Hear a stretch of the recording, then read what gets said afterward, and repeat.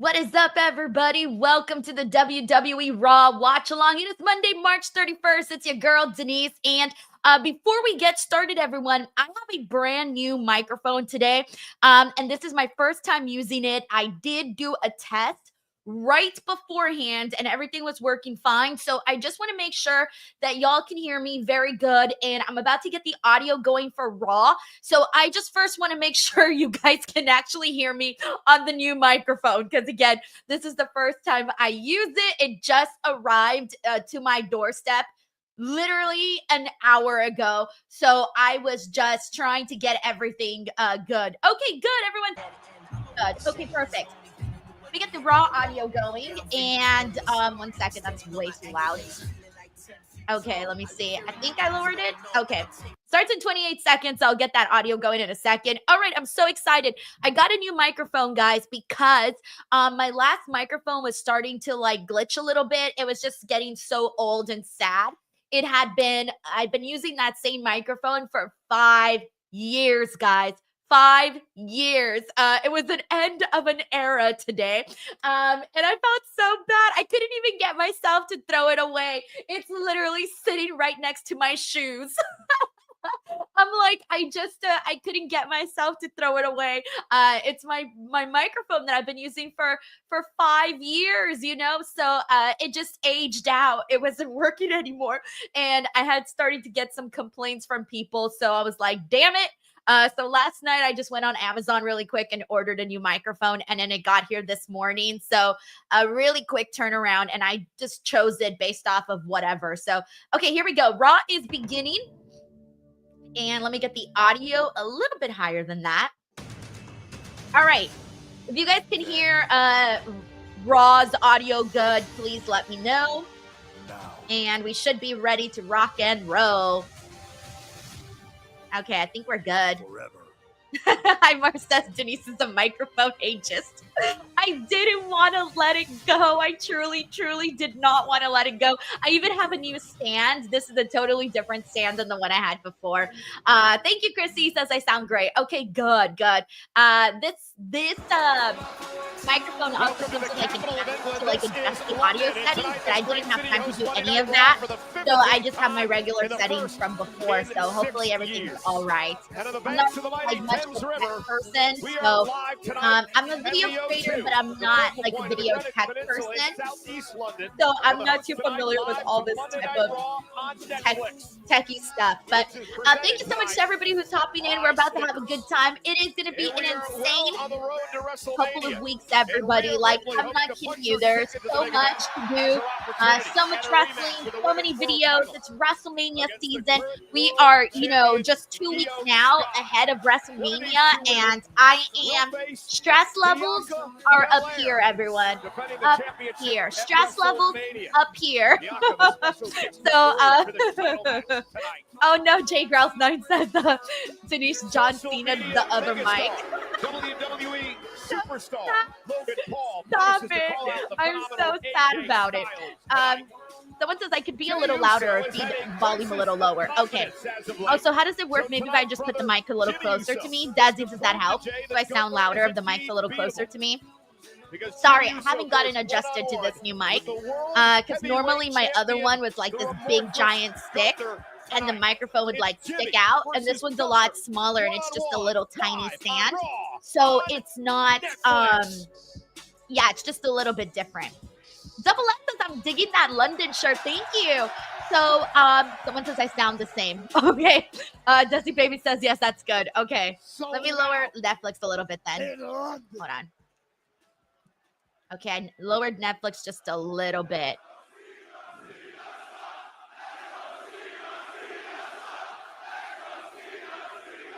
All right. I hope you guys can hear me all right. Let me double check with Oh, we're kicking things off with John Cena.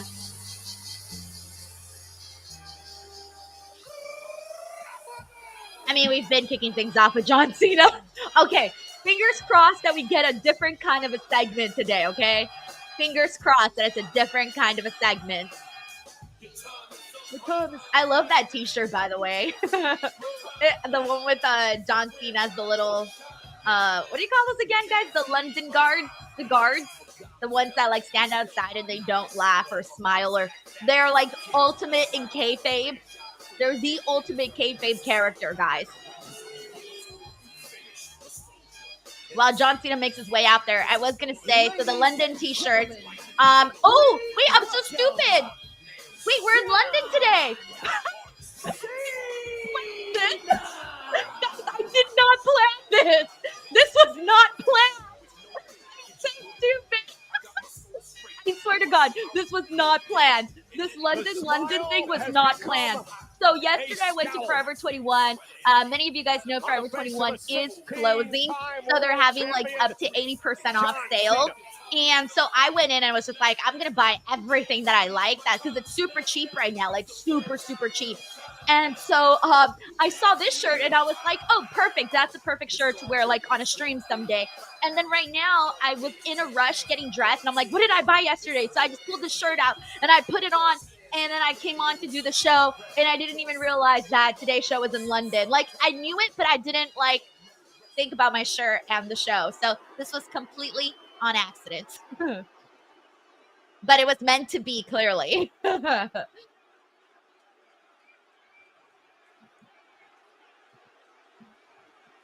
TJE says Denise didn't plan it, but Lisa did.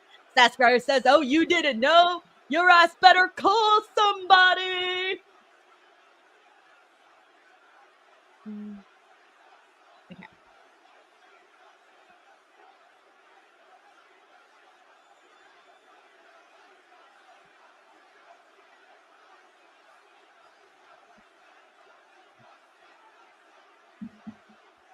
Sorry, guys. I had to ask my editor, see how it's sounding on the other side of things. Okay, so it's already a little different, guys. I think we're finally going to get the back and forth between John Cena and Cody Rhodes. Because John Cena did not get to say anything and Cody Rhodes' music just hit. Meaning, I think today's the day. Some back and forth. Big G says sounds a little too convenient to be coincidence. I swear, guys, I swear.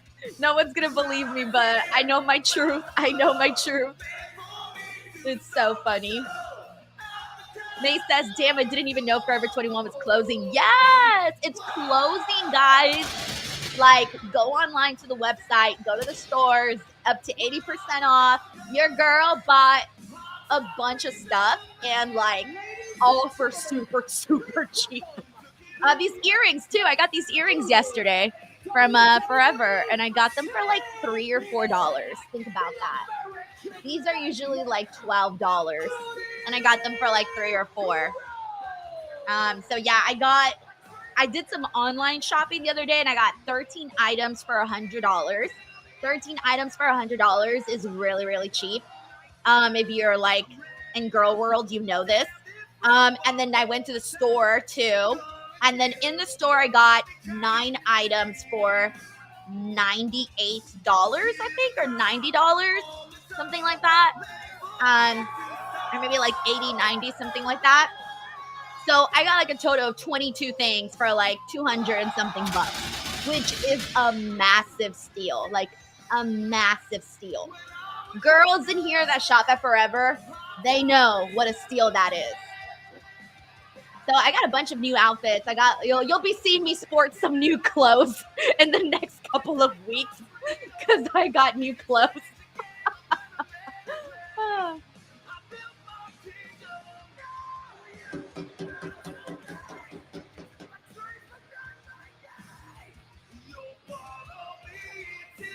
It's crazy how long everyone's entrances take. You don't realize how long the entrances are until you can tell a whole ass story during the entrances.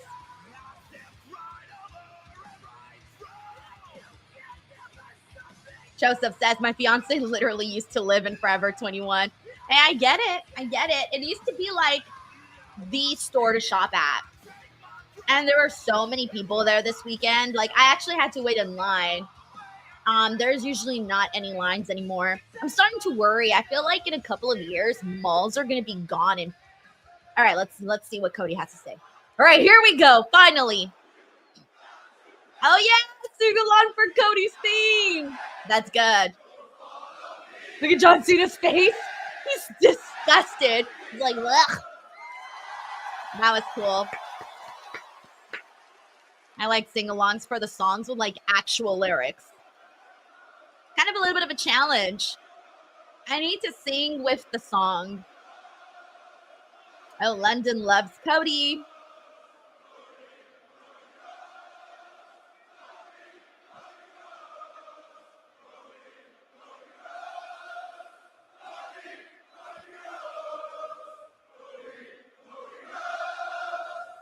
Damn, so many people in there. So many people.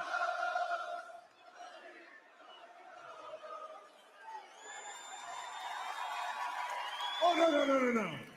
Oh. We've listened to you talk for 2 weeks. Allow me, John Cena, to do your job for you. Yes, Cody, come on, get in there first. Right, you're gonna cook me. I've seen this discourse. You're gonna end me. Where do you want to start? There's so much you could make fun of when it comes to me. Okay, for starters, Stardust. I have a little bit of a list. You know? Oh. Y'all know. Sometimes words with the letter S, I'll give you one. Stardust.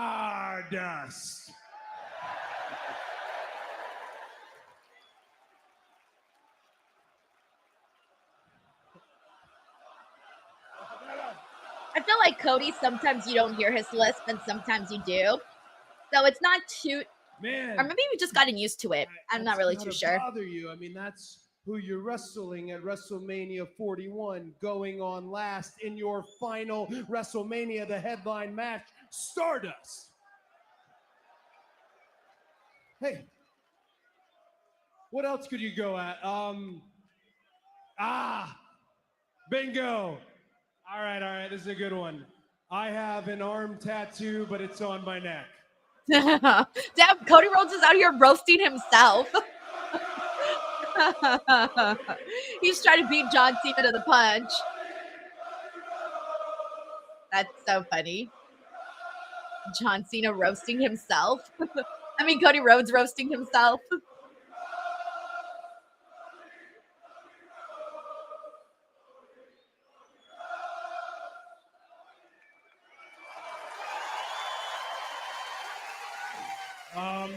I got booed in a company I created. Oh, gosh, there's so Hey, much. yo! I don't on any of this stuff, though. And here's the thing. Perhaps I'm struggling. That was an AEW Perhaps reference, I'm BTW. struggling with the idea that Superman is really dead. But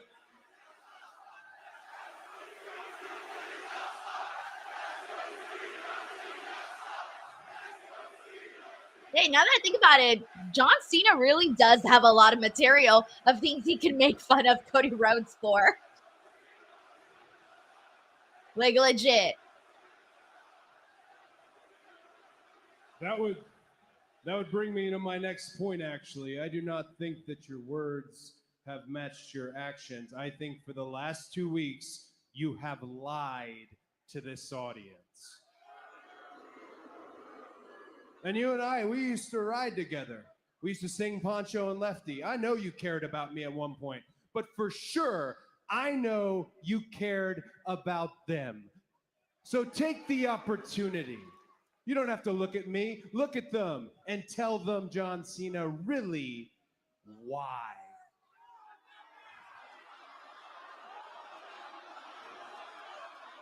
Come on, John, spill the beans.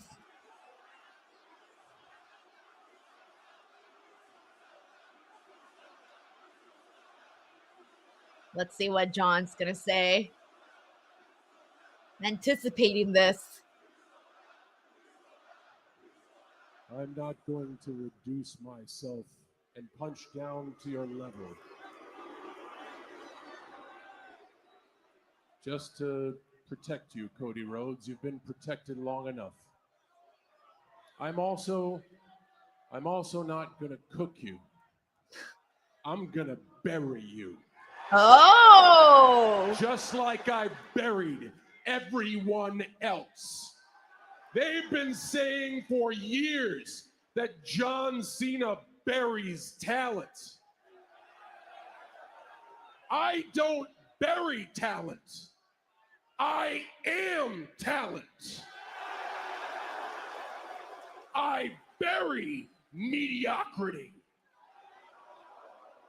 I don't give a rat's ass about your lisp or your failures. You have manipulated your way to the top of this business, and your ego outmatches your ability.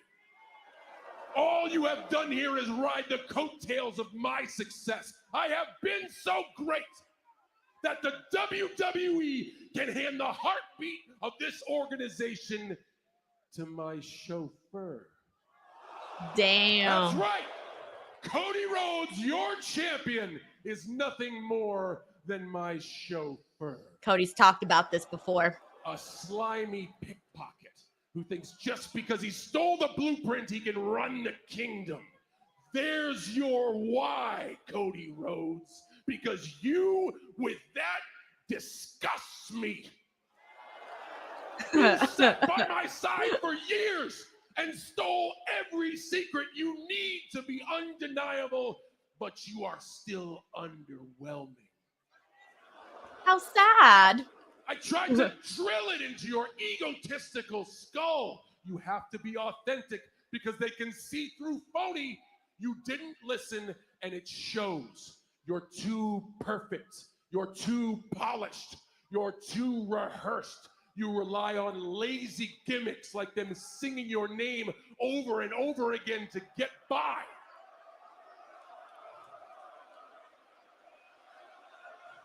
I still think John Cena can go a little deeper. Go a little deeper, John. Come on, you've only scratched a little bit of the surface. I think he can go in a lot more on Cody. You are just like the Pied Piper because all you've ever done is find a way to make a catchy tune trick these people into loving mediocrity. Strip away his music and entrance. There is not much to look at except a thick pinstripe suit. How sad. But you could walk me out here in silence and bet your last dollar I would body you before your first breath. Cody Rhodes does not look like me. He doesn't act like me, and he sure as hell doesn't work like me. But Cody Rhodes also, you don't look like you. You don't act like you, and you don't work like you, because after all these years, you are still afraid to show who you are. So what do we get instead? Which is? Cody gives us a generic mix of every superstar he's ever loved or TV show he's ever watched in some big confused blob. And it makes you look like a 16-year-old kid taking acting lessons who's still afraid of public speaking. You have showed me one thing, and the one thing you have showed me is someone mediocre wearing something meaningful nowadays is enough to trick these people. I have worked too damn hard to make that a symbol of mastery, to have it paraded around by a paint-by-numbers, sociopathic Nepo baby who is so into himself he had his wrestling gimmick tattooed for the world to see. All right. That was probably the best line in my opinion so far. That was the best It's not part. where your tattoo's at, Cody. It's what your tattoo is that exposes you to the world for who you are, a common fan like them. Yo, I think so far that's been the best part. It'll be great for you. Go straight to Fanatics, buy the toy belt that they buy, call yourself their champion, because the last real champion is taking that home forever and exposing you for who you are. We got people cheering. Errand boy that got lucky.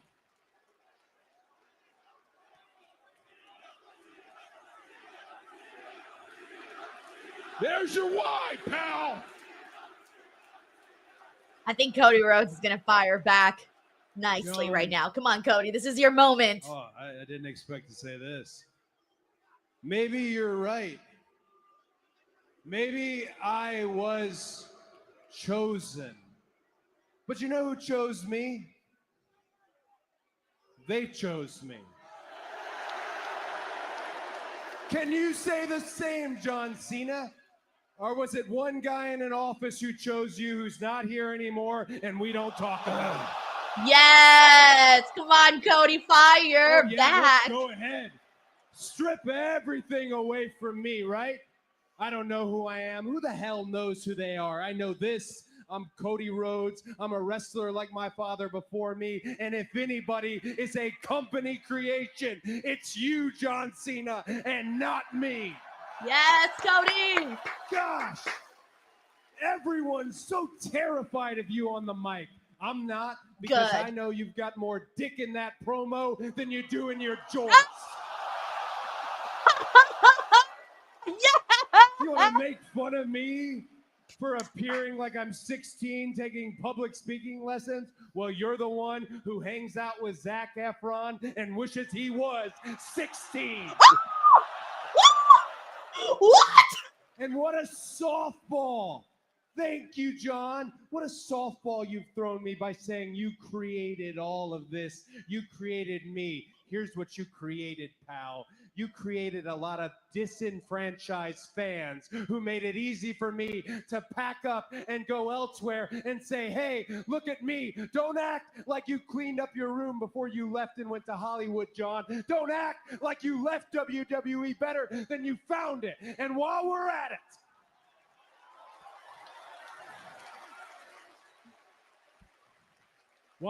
it, there are two of us standing in this ring right now. And what I'm about to ask you might punch a giant hole in all that logic that you just threw up. And it's quite simple. Between you and I, which one of us sold out to The Rock? Facts. Okay, I'm sorry, guys. Cody Rhodes is winning this right now for me. He is winning this one for me right now. I think Cody's promo as of right now is a million times better than John Cena's. Yo, that Zac Efron line. John, you're still my hero. But you're also a piece of shit.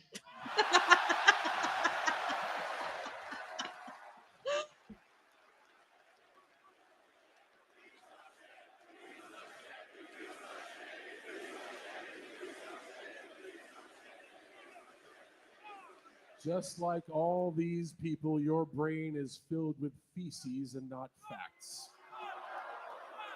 I have worked 100 times harder than you, and never once in all that time was I ever protected from an audience or a superstar, present company included, taking their best shot at me. As a matter of fact, everyone knows every time I step on this canvas, it is a challenge to every arena or every superstar dumb enough to walk down that ramp to take their strongest swing to see if they are worthy to put me in the ground. No one has been worthy, so I decided to just do it myself. That's why, Cody, I have never left. I have always been here, because no matter how high the hill is to climb, no matter what garbage they give me, I find a way to make it great. You had to leave. You had to leave because you realized that you're best you can't wipe my ass. I make empires for billionaires.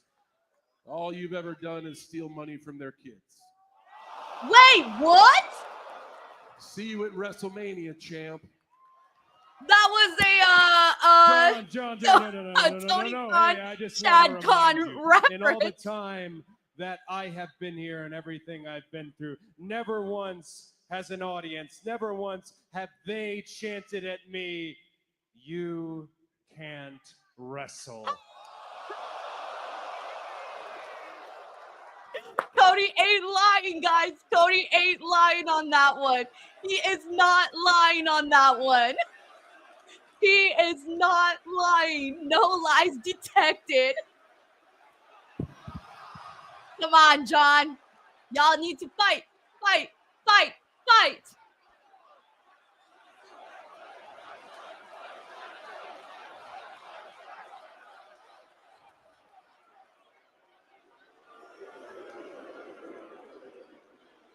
Cody, go after him. Oh, Cena went for a cheap shot. Cody hooked him. Cody hooked Cena. Crossroads. Finally. Finally, guys.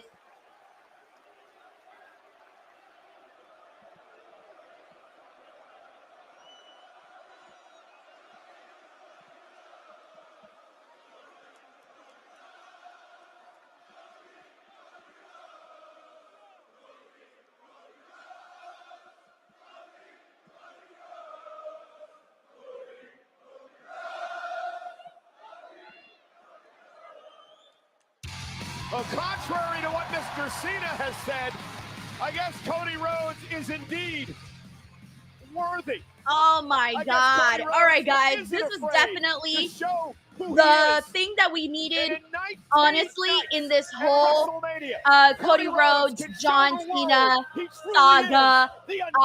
This was what we needed to get, guys. I am like in love with what they did here, and I am thrilled that Cody delivered the way that he did, because I truly feel that Cody Rhodes won this promo battle. Let me know who you guys think won this promo battle, because I like legitimately think that it was Cody. All right, so with that being said, hold on 1 second. I need to hold on 1 second, guys. I just need to text my editor really quick, and then I'm gonna get everyone's reactions to this. But in the end, Cody Rhodes left John Cena flat on his ass in London, England. Cody Rhodes will not be intimidated, and now we'll turn our focus to what is our main event tonight. It is Iyo Sky versus Rhea Ripley for the Women's World title. The special guest referee, Bianca Belair. Quite the story developing between these three. Iyo Sky is the world champion!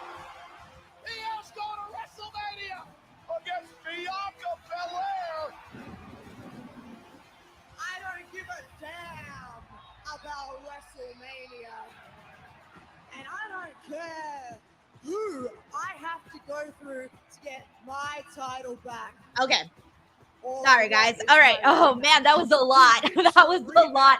Oh, wait. Hold on. Sorry. And then the winner of that rematch faces Bianca at WrestleMania. Okay. Woo! All right. So, yeah, just sorry, guys. It's because I have to, my editor does like clips and stuff for me. So I just had some ideas that I wanted to send over really quickly. But, I really do think that Cody Rhodes won that promo battle like tenfold. I think he had the most best lines. I actually think that John Cena could have gone harder in on Cody Rhodes. Like, he went just enough. I think he could have gone in a little deeper. I think Cody Rhodes was the one that, I think the best line that John had to Cody was that, like, billionaire son line that he did. I think that one was really good, but overall, I think Cody just fired in with a lot more. That Zac Efron line took me the fuck out. That shit was not what I was expecting. But yeah, I thought Cody freaking brought it. I thought he was incredible in that. But let me get into some of the super chats. Thank you guys so much for supporting this channel. You have no idea how much it means to have your guys' support. I'm gonna kick things off with John Taylor here, who says, "Thank you for being my personal TV guide these past few weeks. I'd have no clue when these shows were airing because I'm too lazy to Google it." Dude, by the way, I thought today's show started at 1 o'clock. I had the wrong time, and something told me just like double check, and I double checked, and it was a way 1 hour earlier than I thought it was gonna start. So yeah, John, you're welcome for being your TV guide. Also, Sheldon Jackson gifted 5 DWO memberships. Yes, Sheldon, thank you so much, man. That's really kind of you, as always. Not only are you supporting me, but you're also helping support other DWO members, so thank you, Sheldon.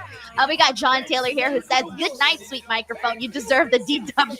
You served the DWO with honor. It went until it couldn't go anymore, honestly. It really went as far as it possibly could. Thank you, John, for all the love. We got Andrew Tam here. Andrew, thank you so much for the super chat. He says, hey, Denise, I'm in Orlando going tomorrow night, NXT taping. Hope you're doing well. Hey, Andrew, NXT's been killing it a whole lot. I forget what they have promoted for tomorrow, but NXT has been doing a good job, and considering that we're on the road to NXT Stand and Deliver, I feel like you should be in store for a good show. And I've never been to like any of the regular NXT TV tapings, but I have been to the NXT PLE shows a few times, and those were so much fun. And I loved being like in the venue because it's very like intimate but fun, and it's everywhere you sit, it's a good view. So I just feel like you're really gonna enjoy yourself, Andrew. Thank you so much for the super chat and your generosity, and hope you have fun tomorrow and a good week. We got Corey MacArthur here who says, new chair, second monitor, new mic, everything is coming up, Denise. How's it going beside the stress level, multitasking again? Besides the stress level, I'm honestly feeling really good. I'm trying to be like a more positive person, just like in my mindset, and I feel like it's definitely helped me out creatively, and I feel like a lot more energized. Thank you, Corey. All right, I'm gonna let the New Day speak, and then I'll get into the rest of the super chats. At the greatest tag team to ever step foot in professional wrestling.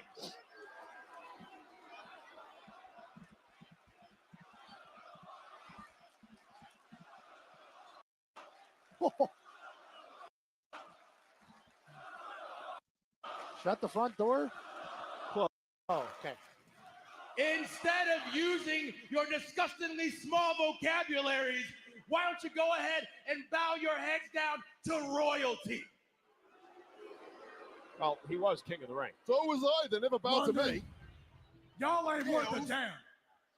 You mean to tell me that we came Oh. all the way from It just like randomly cut to Jey Uso right now. I was like, what is Jey Uso coming out? By you people? Hell no.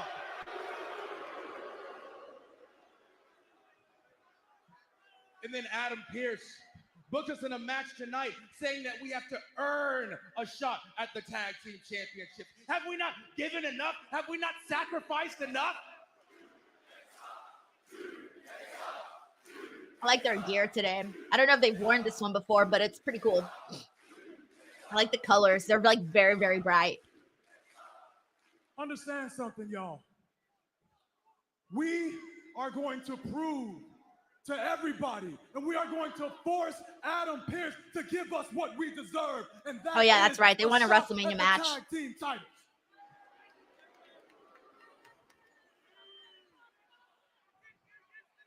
And when we win those titles, everyone can drop to their knees with their hands held to the sky and can say, I think they might win at WrestleMania, by the way. Once they get their WrestleMania match, I think they might win. All right, we're back from commercial break.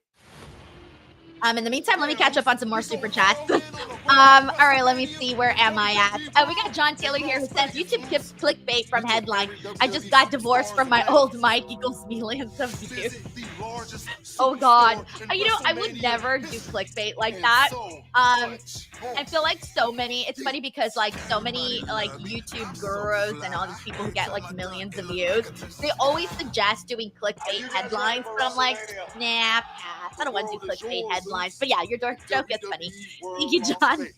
We got Be True 23. Thank you so much for the super chat, Be True, who says, hey, Denise, I agree with you and Santi that Rhea should have just been added to the match. Now I just hope for some creative way for Rhea versus Iyo to end besides Bianca just taking both out, but we'll see. Thank you so much, Be True 23. Yeah, I feel like the story got way too convoluted. I think that it could have been a lot easier to explain. It could have been a lot easier to justify the triple threat, but I feel like they were trying to make it different, and along the way they just got tangled up. You know, the story got tangled up in all of these different ways, and I don't really think that it really needed all of what they did. Like, they could have just gone straight to it. Like, all the fans knew that was the direction we were going to go in, and I don't think people were upset about it. You know, I just wish it would have been a smoother storyline to tell, because this is a matchup that I think is going to absolutely slap at WrestleMania. And again, I just think it could have been thought out just a little bit better. So that, you know, more people would be, I don't want to say hyped for it, 'cause people are hyped for the matchup, like the wrestling part of it, but I think the story could have been felt a little stronger heading into it. Thank you so much, BeTrue23 for the super chat. I appreciate you, man. That was very nice of you. And tonight in this All right, let's see what Adam Pearce Kingdom, says. You will do just that. London, please help me in welcoming their opponents, Tyler Bate and Pete Dunne. New Catch Republic. Oh, are they reuniting? The New Catch Republic? Because if they are, I am going to be hella effing thrilled. Pete Dunne from Birmingham, Tyler Bate from Dudley. Reunite them and keep them together because they haven't, I know, yeah, they just said Tyler Bate's been gone forever, so almost a year he was gone, but also Pete Dunne has sort of been floundering on the roster, and they were having him do that silly "Don't call me Butch" thing, even though nobody was calling him Butch anymore. So I think them being reunited once again is 1000% the best way to go, because they're both incredibly fun to watch wrestle. All right, while they come into the ring, let me catch up on the microphone, on the super chats. Thank you so much again to BeTrue23. We also have Logan Messia. Thank you so much, Logan. He says Cena is great. Dude, John Cena and Cody Rhodes freaking brought it today. This was the segment that we were waiting for. This was the segment we deserved, guys. We deserve this. We waited forever for this. Thank you, Logan Messia, for the super chat. Hope you're having a good week. We got Kid Cudi in the building. What's up, Kid Cudi? He says, I love that they keep planting this heel Cody seed. Right now, I don't feel like I don't feel that way. I feel like even though they have planted some seeds in the, I feel like that's just Cody being Cody right now. Maybe down the line, but at some point I did think they were going to turn Cody heel. But I don't know. I think we're past that for at least for the time being. For the time being, I think we're past that. Kid Cudi also says, and just like that, the IWC can shell up. Hey, but here's the thing. If the fans don't speak up, if the internet wrestling community doesn't speak up, if fans don't speak up about what they want to see, then they're never going to do the things we want to see. You know, like I've said this before, but like Triple H and all these people are like very online. They see what the people are saying. They've made mentions to the people and what they've said. And you don't think that that's going to fuel them? For example, a silly example, but like people were complaining about my audio. What did I do? I bought a new mic. Why? Because this is my viewers. These are what they're saying. So I'm going to try to make the viewing experience better. Okay. Same thing for WWE. Now that they saw that people were saying, damn, we need to not have like almost the exact same segment. What did they do? They even referenced it in this. They were like, oh yeah, people saying that. People saying that John Cena's going to cook Cody Rhodes. Well, what did Cody Rhodes do? He came out there and cooked right back. So I feel like sometimes the people being very vocal about what they want to see in their wrestling is something that is a good thing. As long as you're not being like, I think we can all decipher what is good critique and what is bad critique. And I think most of us are intelligent enough to decipher between the two. And so I think there is pros to people saying what they want. Keep in mind, like, pro wrestling is unlike anything else. Like, how many of your favorite TV shows are scripted, but you never really got a say in them? Why? Because once the season's out, the season's out. Maybe you can talk about things for the next season, sure. But wrestling is a thing that is ongoing every single week. And you can get this feedback from the people. I feel like that's the beautiful thing about social media and the kind of beast that is pro wrestling. Hold on one second. Oh, wow, my shoe fell. Oh, no. My foot fell asleep and my shoe fell. Oh, man. Kid Cudi, thank you so much for the super chat. All right, we're watching, by the way, the New Day versus Tyler Bate and Pete Dunne, and we are in a commercial break, so they're kind of taking it a little slow right now. We got John Taylor here who says Cena raised his promo game this week, but Cody was on another level. Great segment, and I actually believe Cena for one. I could not be more thrilled about it. Thank you so much, John. We got John Stamey here who says, I hope you have a great week, Denise. Also, go Lyra. Yes, I hope. Did they promote any matches for Lyra this week? I'm not sure if they promoted anything for her this week, but yes, go Lyra, and thank you so much, John, for being a member of the DWO now for 6 months. I hope you have a good week too. We got Corey MacArthur here who says promo, Cody 1, Cena 0. Ayo. Who would have thought that we would be saying that right now? Cody 1, Cena 0.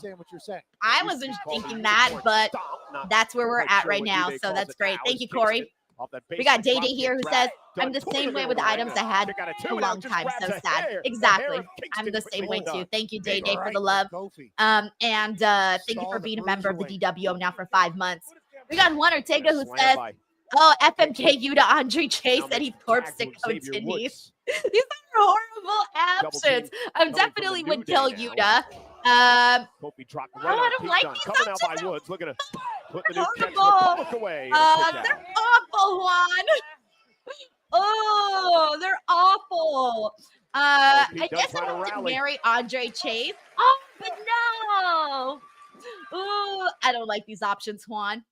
Anyways, if you guys want to see the Smash, Marry, Kill video that has people trying to make a tag having a really great time with it, you guys can watch it up here on the YouTube channel. It's the last video that I posted yesterday, and it's doing really good. It's like one of my best videos in a very long time, and I literally came up with the idea on Saturday, the day before. So thank you to everybody who checked out that video, who commented and showed some love to that video. It's really helping me, just helping me overall. So thank you so much. I'm posting daily videos on the YouTube channel right now, so I'm going to keep it going, guys. My goal is to try to do the daily videos for the rest of the year and see where I'm at the end of the year in comparison to where I started.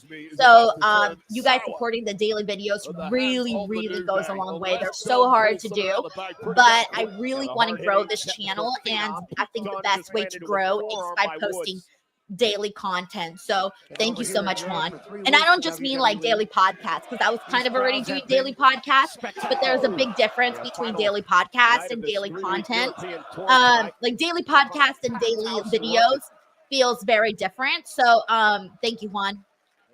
We got Sheldon Jackson here who says New Cash Republic need Trent 7 to reform British strong style on the main roster. And which is Sheldon, thank you so much, man. I'm such a big fan of Pete Dunne, by the way. Like, I don't think I've expressed this enough, but I think Pete Dunne is one of the best wrestlers that they have on the roster, and like he's up there with a lot of the other guys. And I feel like if they kind of altered his gimmick just a tad bit, I think he could really get over with the fans, because he is a really brilliant wrestler, and I think he's a lot of fun. So I'm rooting for him, man. I really am. Thank you, Sheldon. Hope you're having a good Monday. Former NXT tag champ. Tyler looks good with the hair, by the way. It's a little different. It looks very gentlemanly. Very gentlemanly. Big strong boy. Catching Kofi Kingston in midair and we also have Andrew TM here. Thank you so much for the super chat, Andrew. He says, Denise, you saw on Instagram The Rock in London. I did not see that. Thank you for letting me know, Andrew. I did not see The Rock's Instagram lately.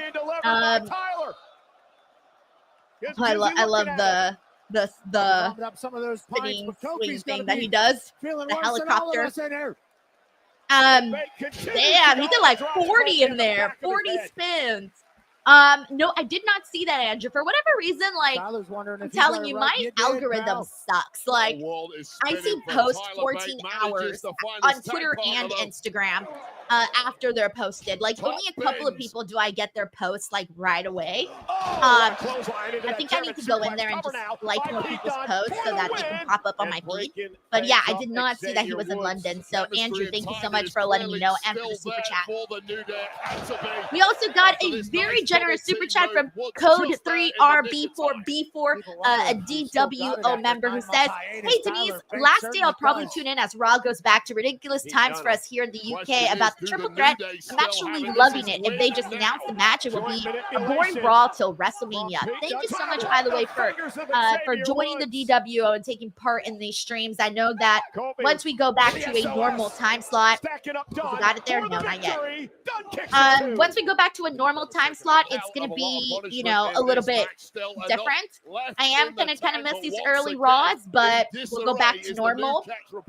And So thank you for joining these last couple of weeks here. I know that obviously being in the UK, it's a lot more difficult. And I think in regards to the triple threat, there's ways to do it where people are, where the storyline is smart, where you can go different, not just announce it, but at least make it a smarter way to get there versus it being a convoluted way to get there. But I am looking forward to the match because you got 3 of the best women's wrestlers partaking in that, so you know that it's going to be freaking good. And you got all of these girls have such passionate fan bases. Bianca's, Rhea's, Iyo's, like they could not be more different, and their fan bases are so strong. So you're definitely going to have people, looking forward to that matchup and seeing what direction they have to go in, because it's not one that I think you can easily predict. Thank you so much for the super chat. And the New Day wins. Yeah, I think the New Day will probably be heading into some big WrestleMania tag team win. Once they announce what they're doing with the tag team belts for WrestleMania, I have a feeling that the New Day will definitely win. Oh, Echo, thank you so much. He says you do a great job. You make me want to keep up. Hard times sometimes. Yo, Adam, I get it. I've been wanting to be a little bit more raw and a little bit more honest about the roller coaster of a ride that it can be to be a content creator, because I was recently chatting, and I obviously won't talk about who I was chatting with, but I was recently chatting with another content creator who was kind of telling me about like the hard times they deal with. And I'll tell you in a second. Xavier, see what massive win tonight over England's own New Catch Republic. I know you two already felt deserving of a tag team title. That guy looks like Orange Cassidy. The fan in the back of Xavier looks like Orange Cassidy. The tag team titles, and we have since day one, and we won it now. We did exactly what we said we were going to do. Now we demand what we are owed and what we deserve. And that is a title match for the WWE World Tag Team Championships. Hey, yo, there's the Viking Raiders, or the Viking, whatever the hell they're calling them now. I'm like, whatever the hell they're calling them. War Raiders, there you go. I was mixing their old name and their new name. Raiders. That was actually the first time right there. Pretty good stuff, Wade. Nailed it. Eric and Ivar. Oh, dude, I'm still mad at Ivar. I played him on WWE 2K25. Bro did me dirty. I lost my winning streak because of Ivar. Okay, so I guess there might just be doing 2-on-2 then. I was wondering if they were going to do like a multi-man or something like that. But, every Raw. Okay, seems like that's a little bit of a tease there. 2-on-2 possibly. Had to do it again. Raiders. Michael Cole's voice is not deep enough to do that. No, it's not. But nonetheless, I do want to ask Pat, do you think the New Day did enough tonight to earn themselves a future tag team title opportunity? All right. Oh, yeah, Adam, as I was saying, so I feel like sometimes you think that all of these creators or people that are like, talk about a brand new show on WWE.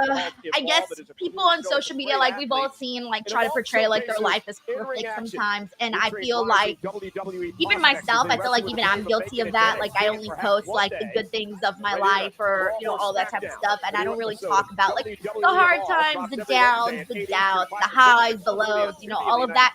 And I feel like sometimes we need to talk a little bit more about that, because I feel like if people are constantly seeing on social media other people live perfect lives, it makes you feel like shit, when in reality those people are living perfect lives, so yeah, I just feel like being a little bit more transparent sometimes in increments, of course, because sometimes you don't want to let out your whole personal business out there. I just think sometimes it's nice to do that, We know as main event until saved by Jimmy. What? Man, I don't know if I can beat him. You can't. Not this Jay. Nah. The Jay I know, the right-hand man, that's the one I need. The one that became the main event Jey Uso, that's the Uso. All right. I can't wait, by the way. We're going to see Jimmy versus Gunther today. And I'm expecting Gunther to return that favor to Jimmy after Jimmy slapped him this hard. Well, sure. As long as you don't trip and fall like your brother. This was so good. Woke his ass up, sent Gunther into another dimension. Gunther's got to get his revenge back on Jimmy, guys. Damn. I think we might see the hardest chop ever here today. I know you already told me, right? But I feel way more better if I was out there with you tonight, man. I bet you would, Us. Man, tonight's a bit different, though, all right? Listen, I know the whole world been doubting you, bro. But tonight, I'm going out there and closing that noise, bro. Listen, Gunther's a big deal. So are you. Man, so am I. Tonight, ain't no ring general in there, Us. It's just a man who's beatable. Tonight, I'm going to beat Gunther. At WrestleMania, you're going to beat Gunther. I like how positive Jimmy is. Heavyweight champion. Yeah. Everybody needs somebody like Jimmy Uso in their life. Don't worry. When you're doubting yourself, someone to hype you up. I hear you. Just be careful. Oh no. He was feeling hyped and he brought down the mood. Well, he brought down Jimmy's spirit there for a second. We got a super chat from Sheldon who says SMK, Mariah May, Tony Storm, Mina Shirakawa. Okay, against the oh, that is hard. What are you doing to me, Sheldon? Mina, Mary, because she's so lovely. Oh no. I would probably have to say we'll see the ring general in action in just a few minutes. For now, sadly, I'd have to kill Tony's form. I'm sorry, Tony. Singles run here on Monday night. She'd probably be a little too dramatic for me, so you know. Thanks, Sheldon. But also, all right, we got well-rounded Leo who says a triple threat is going to be convoluted. Iyo should have never been included. Rhea and Bianca is the match people were asking for. They were asking for it. You're right. That's the match that I thought we were going to get. Thank you, Leo. Very nice to you. Of Ludwig Kaiser, but nothing more. Dr. Ross sends in a super chat saying, "Rip to Jimmy's chest tonight." Talking about right now is bro. Thank you, Dr. Ross. Tragedy that the WrestleMania card is taking shape, and yet Adam Pearce has failed to give me a proper opponent, to give me what I deserve, to give Ludwig Kaiser the chance. That's to true. What's he up to now? On the after the stuff with Penta, we really, I don't know what he's up to now.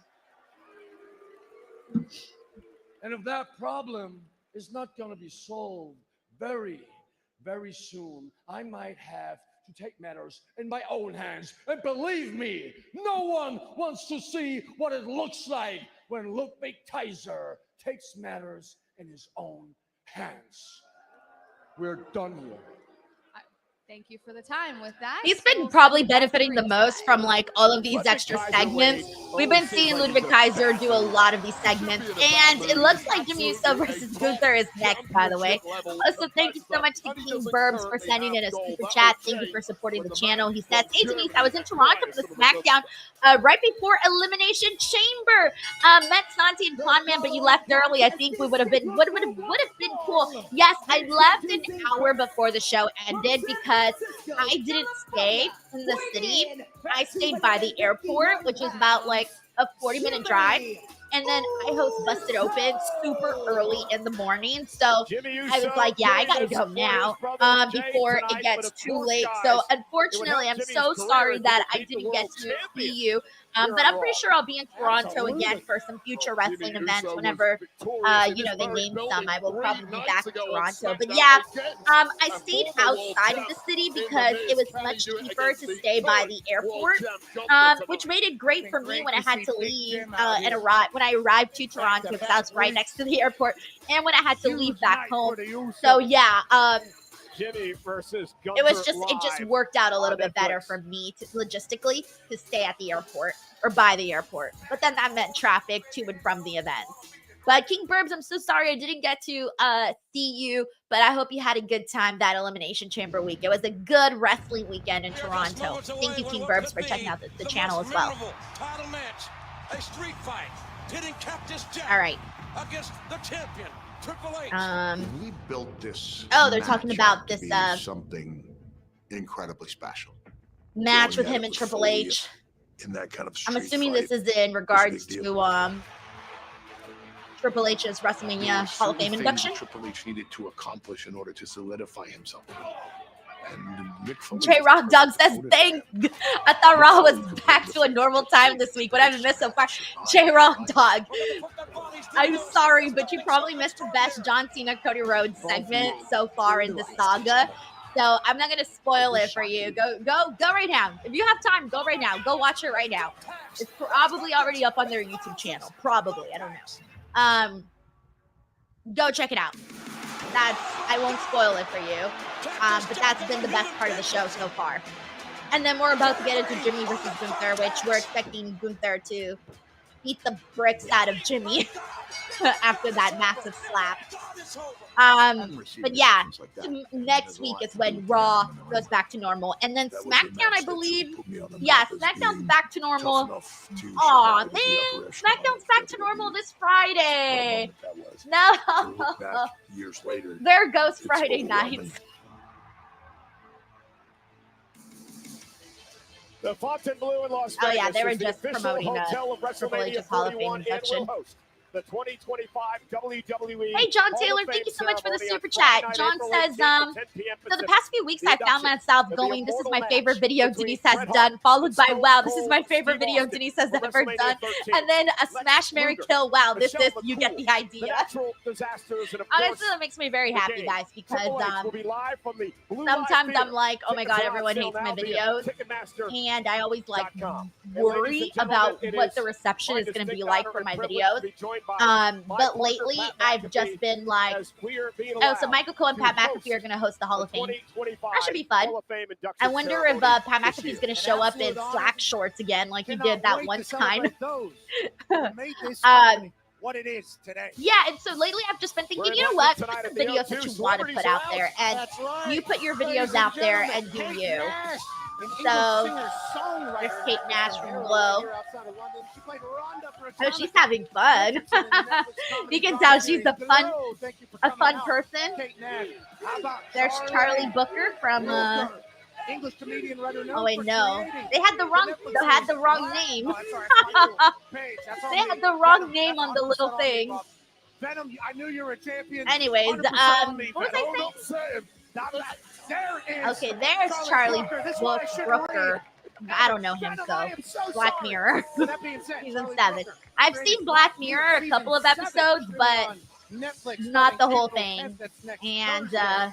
I don't think I'd be able to recall any of the actors really. Louis There's Louis Capaldi, Capaldi, he was Grammy-nominated there singer-songwriter out the of last Scotland. show His too. 2019 single, Someone You Love, is the third most streamed song. Oh yeah, so I've just been on putting my videos Spotify out there with and over 3 hoping for the best. million That's it. So streams. John, thank you for checking out all of those videos, and I'm glad that you found some joy in those. Thank you. Bianca Belair talking to official there in the back. She's getting some instructions on how to be the special guest referee tonight for the title match between Iyo. Hey, we got Adelia Chamberlain. What's up, Adelia? She says, hey, Denise and DWL. I'm on vacation in Massachusetts this week, but wanted to stop in and say hello to everyone. Hope everyone is enjoying the wrestling. Adelia, first of all, thank you so much for the super chat, for sending this in while you're on vacation and tuning in. That's very, very kind of you. And I hope you're having a nice vacation. Enjoy yourself, man. Enjoy your vacation. Nothing's better than being on vacation. It's so nice. It's so freeing. Hopefully you have a peaceful one, a fun one, and eat some good food, man. All of that. Thank you so much, Adelia. And yeah, so far the show's been really good, primarily because of the John Cena Cody Rhodes segment. And I'm predicting that this match here with Jimmy Uso and Gunther will be fun too. Thank you so much, Adelia.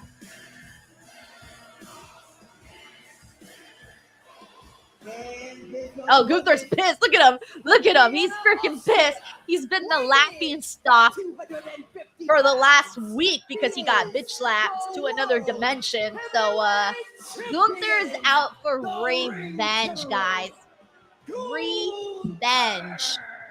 Hey guys, Jey Uso has had a crisis of confidence as of late. A lot of miscues in recent weeks as Gunther appears to be in Jey Uso's Thank you, head. David. He Well, says, Denise, I like your London Gunther shirt. out of Thank his you. head It was because like tonight, $6. he's gotta face the man for the World Heavyweight Championship I at call that a steal. WrestleMania Call that a in steal, Las guys. Vegas. So Wade, Jimmy Uso steps up for his brother tonight. Says, "I'm going to go So out." I bought this tonight, shirt because and I'm gonna prove, Jey, I feel like that shirts Gunther's that a man, are and he can like be crop beaten, top he shirts can with be defeated, a but nice Jimmy bold wants to prove saying that to are the help his best brother's things to confidence wear here tonight. on a video because you guys only see the top part. So there's no point. But like the top part of a shirt is most important for me.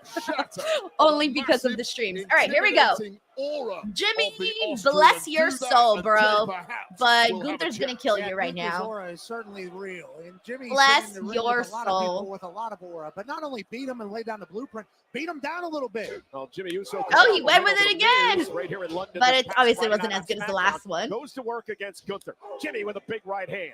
Not Chop Jimmy to trying to Gunther as chop well. Gunther. For Gunther, this is a That's like a 0 in compared to Gunther's chops. It's a risky proposition taking this match so close to WrestleMania. Queen Michael but Gang we're says having this is gonna be brutal for real. Joseph here says rest in peace, Jimmy's chest. For real. So obviously a twin brother. Collections of moves that they perfected. Here's the first one. That was one. That was the warm up. Well, now Jey Uso. Oh, and he's wearing a t-shirt. Say Jimmy Uso got Jey on If the he line in wasn't this wearing a WrestleMania t-shirt, match. forget about it. Two. On the other side of the ring. I think Gunther should take his shirt off. Just stalking this man. Take it off. Take it off. For the sake of chops, take it off. I'm not meaning to be a sicko. I'm just saying I want an effective chop. Just stay in the back and watch what happens. Peter here says Jimmy gonna get those receipts. Parks here says Gunther's chop is brutal but a thing of beauty. Yeah, I agree. All right, now, okay.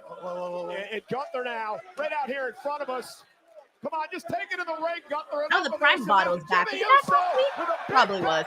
Probably didn't even notice. notice. He has an opportunity here. Into the ring Was gone for like 1 or 2 weeks, I feel. Here comes Jimmy Uso now. Catches another slap. Dropping Gunther right down here in front of us. Jimmy Uso now going to fly with a suicide dive. Gunther's face. Gunther's face hit the edge of the commentary table. Incredibly hard. That is a table that busted up the back. You don't want to hit like your bone face, your face bones, your face bones. Now Jimmy up to the top rope. I would hate to break my face bones. Gunther though got his knees up. And now Gunther. That's funny. He said anything you can do, I can do. Hey, what's up, Mark Firefly Forever? Thank you so much for tuning in. Got David in here, infamous DJ1, Arthur, Dominic. Believes he's going to do this. He has wobbled the world heavyweight champion, but putting him away. Dr. Ross says Jimmy leaving the ring on a stretcher. Believe in yourself. Yo, anything less, we might. Anything less means Gunther didn't get justice for the slap. As he is with another opportunity, gonna head up to the top rope. Gunther's in trouble. Jimmy with the Uso splash wins this time for the cover and the win. Kick out at 2. Wow. Gunther's hair looks a little wild today, right? Gunther feels like his hair is usually a little bit more combed down. Feels a little frizzier today. One of the things I noticed right when he came out. I feel like usually he has more, his hair is usually more like kept together. Or maybe I just pay more attention to his hair today for whatever reason. Jeez. The ring general is taking over. All right, we're going on a commercial break, but I have the no ads, and I'm in Canada today, so we're going to keep this match going. Physical display by our champion. He says, and now Jimmy dies. Taking out Jimmy Uso, the brother of Jey Uso, who Gunther faces. Hi, bro. Here says, damn, Denise pulling the boss from Ricky Stanicki with that double air dicking during Cena Cody segment. That's so fun when he said the part about his dick and his jorts and all of that. Yo, I didn't write any of these insults down, so hopefully I remember them when we're going through the segment with Santi later on in the post show. Does that mean the same thing over here as it does in America? Marcet's House, Canada. It's lovely. I flew there in exactly 30 seconds. Despicable human being, the way that he's not only treating the fans. The infamous DJ1 says, grew it out. My hair gets curly and nasty after it's short. Yeah, that looks what it's happening. That looks like what's happening to Gunther, huh? Like his hair grew out just a little bit. Maybe he missed a haircut or something. Jimmy Uso last week. Jimmy said before, I hope he knew what he was doing. He is woken Gunther up. They're pulling out the W word. This is getting serious now. The W word is If wait. Marcus even took the house with you. That, and I didn't even have to pay for a baggage. I got to take my whole house with me for free. Gunther with a chop just drops him. Double S says that Zac Efron line was diabolical. Nearly killed me. Nearly killed me. I was like, yo. Do you guys remember? Oh my God, who was? I know Sheldon Jackson's gonna remember this. Sheldon, if you're still here, his ears just perked up right now. He's like, what? What fact do you need, Denise? Okay. So, okay, remind me again. You know, I want to believe in Jey Uso, right? Hold on. Let me think about it. What the hell is Sean Ross Sapp doing in here? Get out of here, Sean. Says Denise doesn't carry baggage. She is baggage. No, you were baggage, and I left you. Suck it. Get out of here. Okay. Fuck, what was it? It was the Kurt Angle promo. The one where he was trying to say... where he accidentally said, and I like little boys, or what was it? It was chops like that. He was talking about little boys, and then he was trying to bury someone by saying that they were a little boy, but then he accidentally said, and I like little boys. It was so fucking funny. I'm trying to remember which one it was because I want to go back and watch that. It was one of the funniest promos that, I mean, Kurt Angle obviously was very good at comedic stuff. So, yeah, he's probably one of the few people that can pull off the line. Thank you, Tiger Claw. Thank you. I'm a man that likes to play with toys. That was the line. And then he saw, that's not what I mean. Here we go. Jimmy Uso got saying so mad. Impossible. Thank you, everyone, with Rey Mysterio. Yeah, I knew you guys would remember this. So fucking funny. But so fucking funny. John Taylor here says Sean Ross, John Cena, Sap. Sean wishes. And Jimmy now. I'm about to drop kick. slap Sean Ross Sapp the way that Jimmy slapped Gunther. And just like that, Gunther going to hoist Jimmy up and deliver a power bomb. And a cover now by Gunther. I'm telling you, he needs to take the shirt off and just start chopping him like crazy. This is absolutely ridiculous. Chop him down like a tree. Be done with all of this. We got Day Day here who says, let's effing go. Episode of Gunther went hard. Even told The Undertaker he was too soft. Must watch. Wait, what? Did he really? Yo, Day Day. Did you watch the one with CM Punk? Because that's the one I was waiting for, and I still haven't seen it. But do you think it's worth watching? Like, should I watch the CM Punk one, or should I just go straight to the Gunther one? Because I think I won't watch all of them. I'll probably just select which ones, depending on who was actually on the show. Because I just don't have the time anymore to watch the whole thing. But Day Day, thank you so much for letting me know. I can't wait to hear the quote when he tells The Undertaker he was too soft. Jimmy Uso is just a warm Kid Cudi says, I got to check out the show. It's been hearing good things about it. Rod Zapata needs to step in and see if Jimmy Uso can continue this match before Gunther does some serious damage here. This match should have been over on a couple of different occasions now. Nope, Gunther doesn't want it to be over, so it ain't over. Makes this backfire completely for the ring general. Our Cadillac. So for watch-alongs, you can't show the screen because if not, you will get copyrighted. So unfortunately, I can only do audio. Arm is positioned underneath the chin, chokehold applied.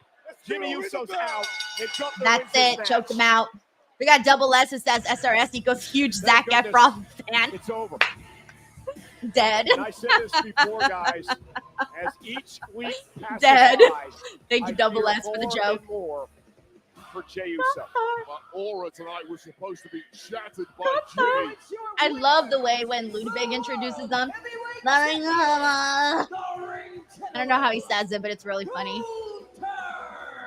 It's backfired. That aura has doubled in size. I honestly feel like Gunther went a little easy on Jimmy. Had a crisis of confidence. I think he could have gone in a lot more on Jimmy, considering. Oh, he heard me.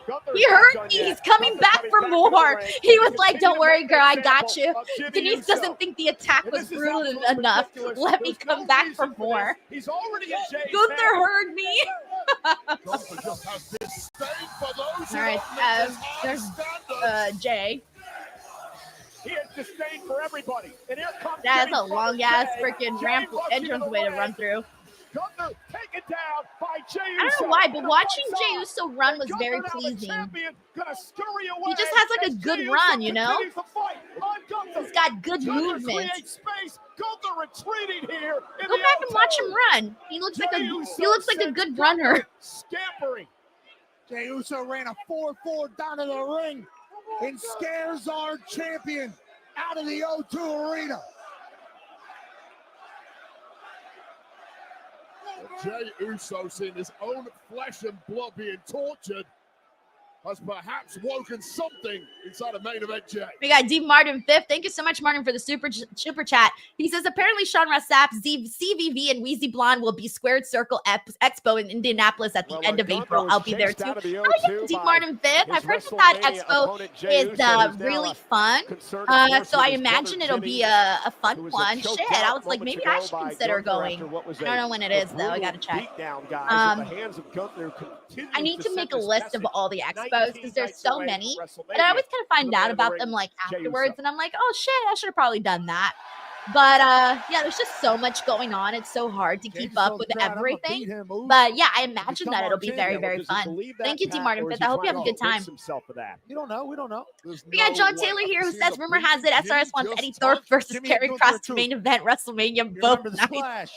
Two ain't good enough. John, thank you for the super chat. You have two all night long. We got Day Day here who says, yes, guy cut promo on Punk X, epic all our banger.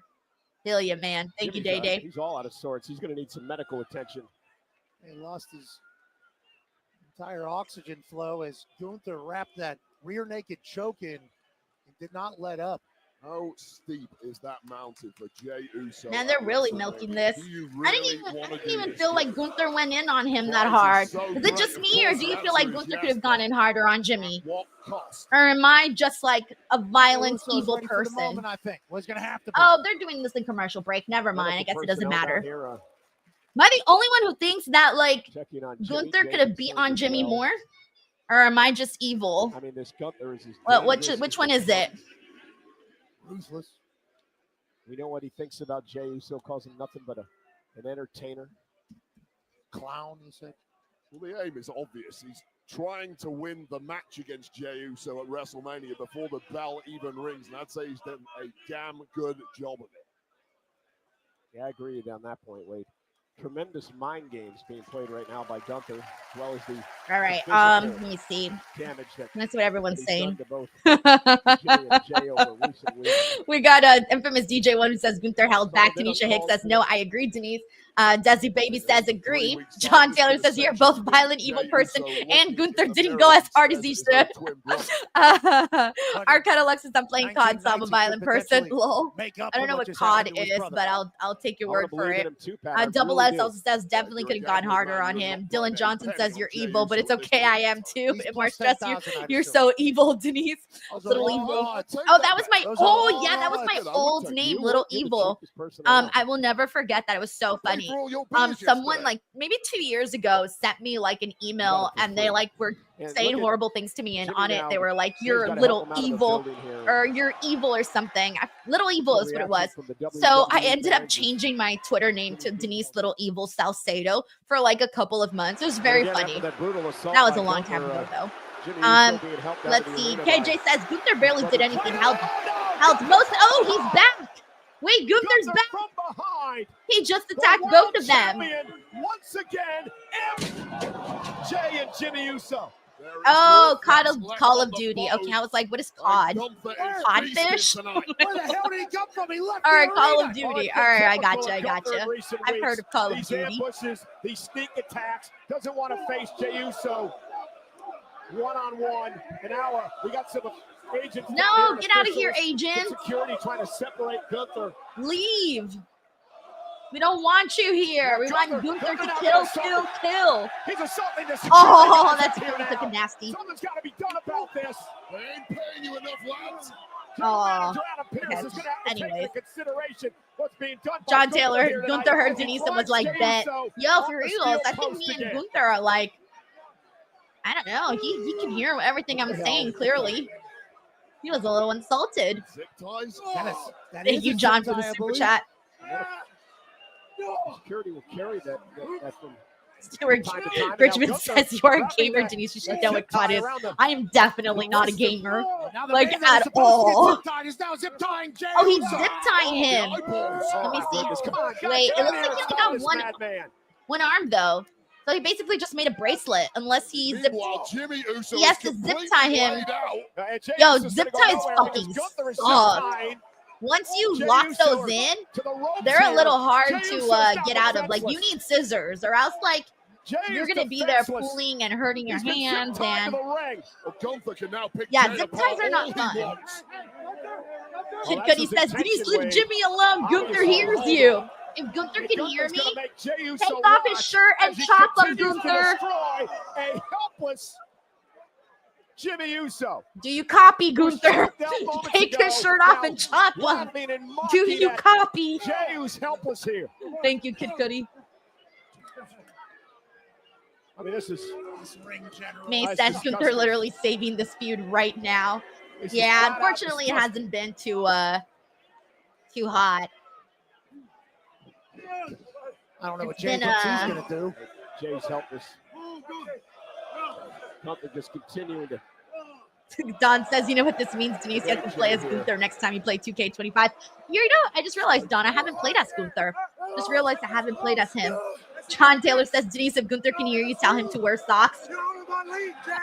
Yeah, he never wears socks, huh?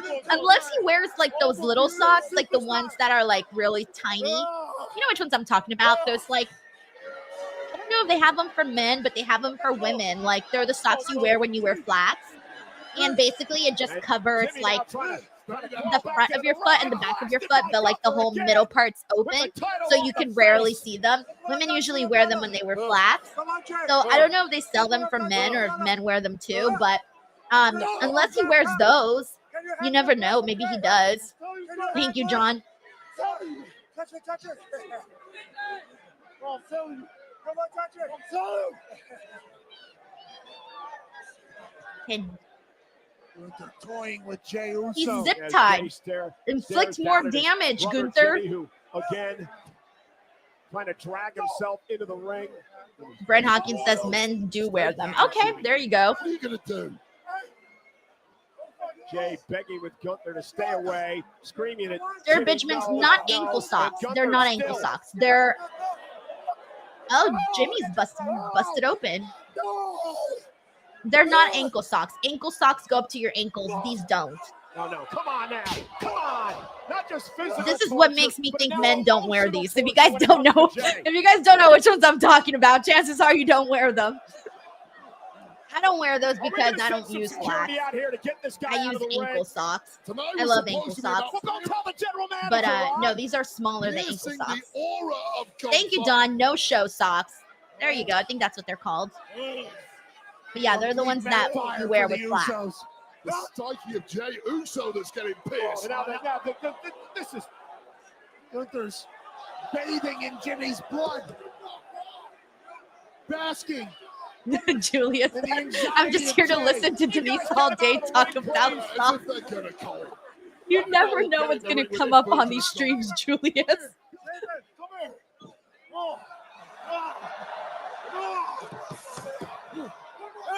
Oh, yeah. Okay, take off the shirt, Gunther. Although that would probably be very mean, but at least this is a good visual, though. That little moment of him bleeding and hitting him on the chest, like, that's a pretty good visual. Like, that's going to be on the video package. This is going to be on the video package of their WrestleMania video promo. Jimmy Uso's out cold. He's been Jay, my friend, you can rip those zip ties, by the way. I know it's difficult, but if you pull strong enough, you can actually rip them apart. These aren't handcuffs. Your brother is being beaten to a bloody pulp. Great question. Who here has ever ripped a zip tie? Ladies and gentlemen, the bottom line is this. This man, Gunther, Micah Newbie says, I think you're referring to no-show socks, Denise. He I'm going to preaches Google them. to everyone that he's the ring No-show general, that the socks. mat is sacred, right? That it's all about Yes, competition. those are exactly Being the ones best I'm referring professional to. wrestler in the world I don't know. today. Do men What wear does he do? those? He sneak I don't know if attacks, those he are just a ambushes. lady thing or what. But yes, those are the ones that I was talking about. I know them as the ones you wear with flats. Micah, thank you for the super chat. Bottom line is, We also got Undertaker who says, Denise, I prayed for this and it happened. He could have gone in a little bit more violent. That was disgusting. No, I'm pushing it. I'm pushing Everything it. that All just right, I'm happened pushing there it. I was take it back. disgusting. I'm pushing it. Well, again, Thank you, Juan, for the love, WrestleMania man. Gunther and Jey Uso. We got John Taylor here now, says, what- Denise, what little can I evil do to Salcedo. beat I this prayed man? for Well, this and it speaking of happened. WrestleMania, Insert Miranda Cosgrove, this past evil Friday grin night on meme SmackDown, here. Jimmy I really- love Miranda Jey just Cosgrove, got by cut the away way. from the I love her ropes. as an Jimmy really actress. needs I some love her as a singer. I love her We'll like, get some updates on I Jimmy love as we Miranda roll along, Cosgrove. but, She's this awesome. past Friday night on SmackDown, we had the contract signing for another big WrestleMania match between Let's see. Roman Anybody Reigns, here? A Seth couple Rollins, people are saying CM no. Punk. It says not me. Can't rip a zip tie. Code says here some zip ties are stronger than handcuffs. No way. I know they hurt, but you could pull them up. See, the infamous DJ one says I've cut zip ties as a videographer in the past. Let's see. Alvin White Jr. says not easy to rip a zip tie. And thank you, men. Micah's just saying that men do wear them. Okay, I wasn't sure. I honestly was not sure. Let's see what else we got. We came down those stairs right here. Arthur here says men wear no-show socks, boys wear low cut or other ankle socks. This company Let's see. Image. Don't get me wrong, a lot has happened in the past 12 years. And Alvin White Jr. says, go cut a zip tie and do it right now. Here's the difference, though, between me and Jay. Jay's a lot stronger. Jay works out. We died. They are tough, but they can happen. If you got like, I mean, what do they say? Like mama bear strength? Mama bear strength, you could probably cut open some zip ties. We got Kid Cudi here who says Denise killed Jimmy and wants more little evil facts. Thank you, Kid Cudi. We got John Taylor who says at least Gunther didn't spike Jimmy in the back. Oh God, no. Oh God, no, do not do that. Do not do that at all. Please do not. Do not. All right, let's see. What else? Someone had a question here. Oh, Andrew Tam says, Denise, you're going to be at Backlash in St. Louis? No, I'll probably be here watching from home. Yeah, I don't think I'll be at Backlash, guys. Plus, it's my birthday month, so I'm going to probably save that money to like celebrate for my birthday or something. So I probably won't be going anywhere in May. Let's see what else we got. Hitmar says he can only super kick a zip tie, Denise. Infamous DJ One says, Denise, do a few Celtic Warrior workouts. You'll be good. Oh, hell no. I'll probably die. Probably die on the spot, to be honest. Die on the spot. That was really nice, by the way. Seeing CM Punk get his WrestleMania moment was incredible. All right, guys, BTW. On what do you call it? On Instagram, we just had my first clip go up. I have an editor, Chris, who works behind the scenes. Shout out to Chris, because you guys don't see all the work that he does behind the scenes during the Raw post shows. But he does, he cuts my clips from my streams and, you know, puts them up on the Instagram page. So if you guys can, the first one just went up right now. We're free to go in there and smash that like button. You know, give it some love, leave a comment, anything like that really helps the channel. I'm really trying to grow my Instagram page. I've been posting a whole lot of stuff each and every single day. I post a little of everything. I post reactions, interviews, news videos, silly videos, memes, interactive posts, podcast clips. I literally post anything that is pro wrestling related. So if you guys haven't already, head on over to the Instagram page @ Denise Salcedo and show some love there, guys. It really helps a whole long, and I'm trying to get my page to grow a little bit more. So it's been doing a lot better the last couple of weeks because I dedicated a lot of time to it. But yeah, if you can, and if you don't have anything else to do, feel free to do so. And he's going to be uploading some more, so I'll keep updating everybody as we go. But we do got a super chat here from Seth Rollins, Roman Reigns. Let's see. Data here who says Drake and Josh in a mad voice. Lisa! Yo, I haven't seen Drake and Josh in a very, very long time. I used to watch the show when I was little. But yeah, I used to find it very, very funny. I used to watch it a whole lot. But yeah, I haven't seen it in a long time. Thank you, Day. We got King of Strong Style here who says, first super chat, just want to say, love the stream. DWO for life. King of Strong Style, thank you so much for sending your first super chat here. I know you've been very, very active here on the chat, and I appreciate you for that. So thank you for being a regular here on the channel, and I hope you're having a good weekend, man. Thank you so much for sending this in. Very nice of you. We got John Taylor here who says, speaking of Instagram, I logged on to Facebook to check the marketplace, and my Facebook feed was like 99% Denise. Yo, good. So for those of you who don't know, Facebook still restricts my page. Like my page has been restricted for 11 months. And I've been like trying to still get my content shown. I've been really pushing that. But Facebook has been punishing me for something so stupid from 11 months ago. And legit, I'm hoping that at the end of this month, they finally stop punishing me, because I would think after a year, you would think they'd stop punishing me. But at this point, I'm not even too sure anymore. And it really sucks because my channel could grow a lot more if they didn't restrict my page. But I've been trying to like get through those restrictions, and they don't care, by the way. I bought like a membership for Facebook because supposedly you can speak to a representative and stuff, but they don't. They were like, oh yeah, you can request a phone call with one of our representatives. It's BS. They did not allow me to do that. They were only allowing me to talk to people through email, and they're like not even real people. Like I can tell because I was saying what I was saying, and they weren't. They were just sending me generic responses, and so I haven't been able to like talk to somebody and sort this mess out that I've been dealing with for 11 months now, and it's so annoying, but I'm pushing. Thank you, John. There's no range. Okay. Looks like you two buried the hatchet. Oh, of course we did, Liv. Everybody knows that brothers fight like cats and dogs, but we always make up. And we always got each other's backs. That's right. And now that funny business of adding a new member to the group is behind us, we can focus on what's important, and that's bringing gold back to the clubhouse. Yeah. And we start tonight by showing Braun Breaker and Penta that the Judgment Day are a well-oiled machine. Oh, and Raquel, hard luck on your loss last week to Lyra, but don't worry. I'll be the one to bring home the Intercontinental Championship. Sure you will.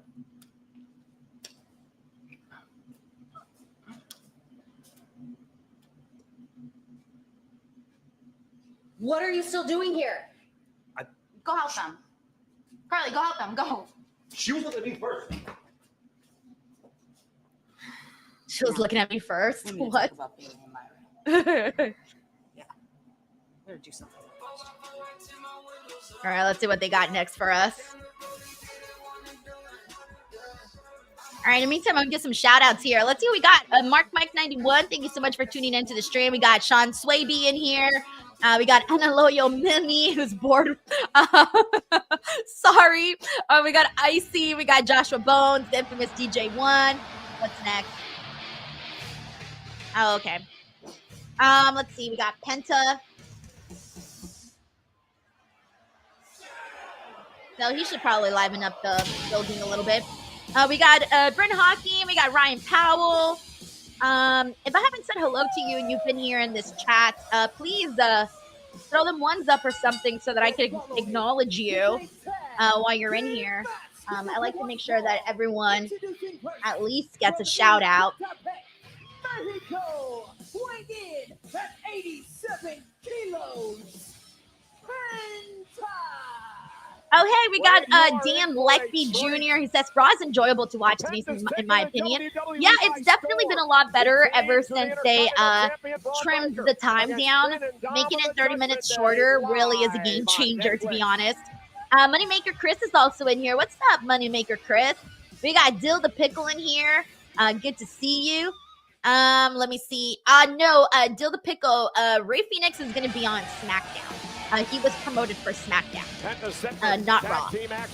Let's see. We got David Primero says, "Hey Denise, watching you from work, falling asleep, feeling sleepy, but your stream woke me up." Oh, good, David. I'm so glad. You can't get sleepy at work, man. You got to stay up, or the boss is gonna get mad.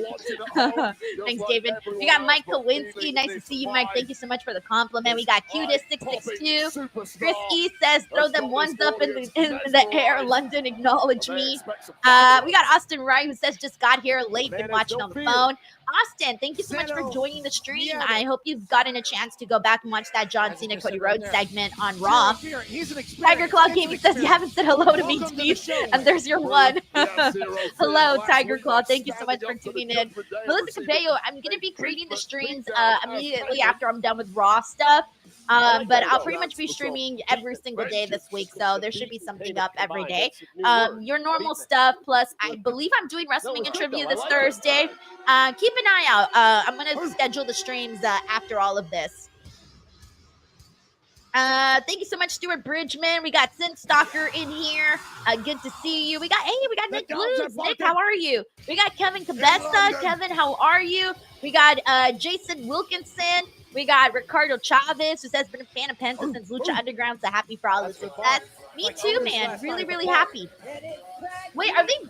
Oh, yeah. I forgot they were doing the tag team match. I completely forgot they were doing the tag team match. For a second, I was like, wait, are they running back Braun and Penta?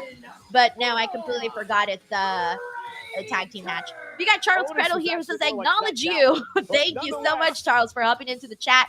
We got Super Pro in here, another regular. Let's see. Heading to the ring, the team of the man who was. Marmite says, "I don't know why, but John Cena versus Cody is the only match I'm most hyped for WrestleMania 41. Otherwise, not that excited for it compared to last year. The matches looked are mostly kind of meh." Do you feel that way about the triple threat Roman, Seth, and CM Punk? Because I've been really interested in that. We got Sick Boy in the building. We got Ex Unpopular, Ryan Powell, Andrea Price. Andrea says, "I love seeing Penta compete. It's so exciting to watch. Love that you feel that way." We got Persistence McConey in here. Armand. Let me see. Who haven't I shouted out here? Hey, we got Andrew Penajotis in here. What's up, Andrew? We got Love for Boost in here. Who haven't I said hello to? We got Lou S. What's up, Lou? We got Vinny Doom. How are you, Vinny Doom? Glad you're already in Vegas, so it's nice to be over in ground zero of where WrestleMania is going to be. We got Tay in here. Nice to see you, Tay. Says Raquel needs to stop playing hard to get with Carlito. They kind of started something there and then stopped it, but it seems like it may be going back. I don't know. Feel having this conversation, thinking about him. And by the way, I'm sure he's here right now. Stephanie and Cody. We all right here. From Stephanie's Places. I'm so behind on Stephanie's Places. It's not even funny. There's not a bigger honor on the planet than the brief time you're the captain or you're the quarterback of World Wrestling Entertainment. An entrance befitting the quarterback of the team, Cody Rhodes. I get in my feelings a bit about hating the fact that he won't see it, but he sees it. You said something to me at WrestleMania 39. You said, "Can you feel it?"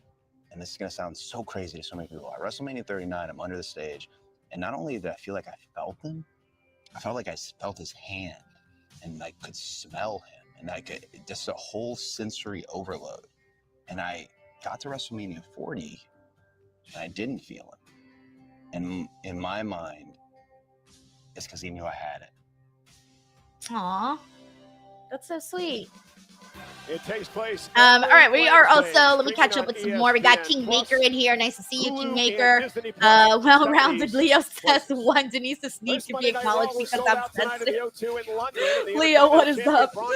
Let's see, we got our Cadillac in here. What's up, our Cadillac? Please, boy. Tremaine Young. Fernando Zayas. Bruce Phillips, good to see you. Thank you for the compliment, Kevin.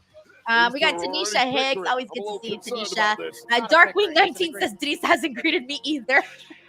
Must be riding the elevator today. I've never heard anyone say the elevator. That's pretty funny. Let's see. Hey, what's up, Chris Robinson? Also, John Taylor sends in a super chat saying, "Impressed by how quickly your Instagram editor got this clips up." Shout out to Chris. Yeah, no, he works very hard behind the scenes, guys. It's a lot of work to put clips up. There's a lot that goes into it. And you know, it's a process. It's definitely a process. And usually I do them for after the shows. So it's really, really huge help to have somebody do them during the shows, because after the shows, it takes up like a good amount of time to work on that stuff and then get them up and going. So yeah, no, it's very, very busy work. It's definitely busy work. Let's see what else we got in here. Let me scroll through these. We got John Taylor who says, I cheat to get acknowledged by paying for it. Hey, throw them ones up. Thank you, John. All right, cool. I think I'm all caught up. All right, let's get into this tag team matchup. Jekyll and Hyde as it comes to Dominic and the rest of the group. So well, he expects big results, of course. We know Finn Balor. Hey, what's up, Sean? Thank you so much for tuning in. Says, hey, all finally got in here. Hey. If you just started watching Raw, go back and watch Cody and John. You'll enjoy the segment for sure. Well, with a competitor like Finn Balor, who's looking to drag this team. We also got Megan's and AEW Sicko in here, Janica, Don the Visionary. Iron Man of this year's Royal Rumble match. Let's see. Finally, this match is starting. Let's see what we get. Balor this should be fun. Have we seen Penta do any tag team matches since he got to WWE? Or has it all been singles matches? Is this his first tag team match in WWE? Feels like it. Am I forgetting one? I hope I'm not forgetting one. It feels to me like this is the first one, so I'll run with it. Like a pub's bathroom smells. Oh, come on. There's no need for that. You are speaking about the greatest luchador on planet Earth. Yep, Juan Ortega, thank you. It's all singles. Yep, okay, cool. So this will be Penta's first tag match here then in WWE. Cool, and it's with Braun Breaker. Nice. Shoulder tackle, the current Intercontinental Champion for 154 days and counting. So explosive, so electrifying, such a badass. The dogs are barking in London for good reason. Only the second time in his career that he's had a tag match. What is the fans chanting? Braun, of course, a former NXT tag champ. I can't make out what they're saying. Particularly played well with everything sounds like Cody Rhodes. But I know that's not what they're chanting anymore, so I can't make it out. And then a slam in one move. Tremendous move by Breaker. Unreasonable strength and body control explains why Braun Breaker has, in many people's opinions, become the future of this industry. Penta, kick to the ear, and now Penta, the high flyer, showing off a bit here. Monday Night Raw. He's showing off, building up momentum. Every step has a purpose with Penta. Ooh. Backbreaker delivered to Dom. Braun Breaker now in the ring, and Breaker sends Mysterio over the top rope. Penta gonna fly. Breaker helps him. Beautiful. Top goes Penta. Takes out Judgment Day. Penta Braun working very well together as a team.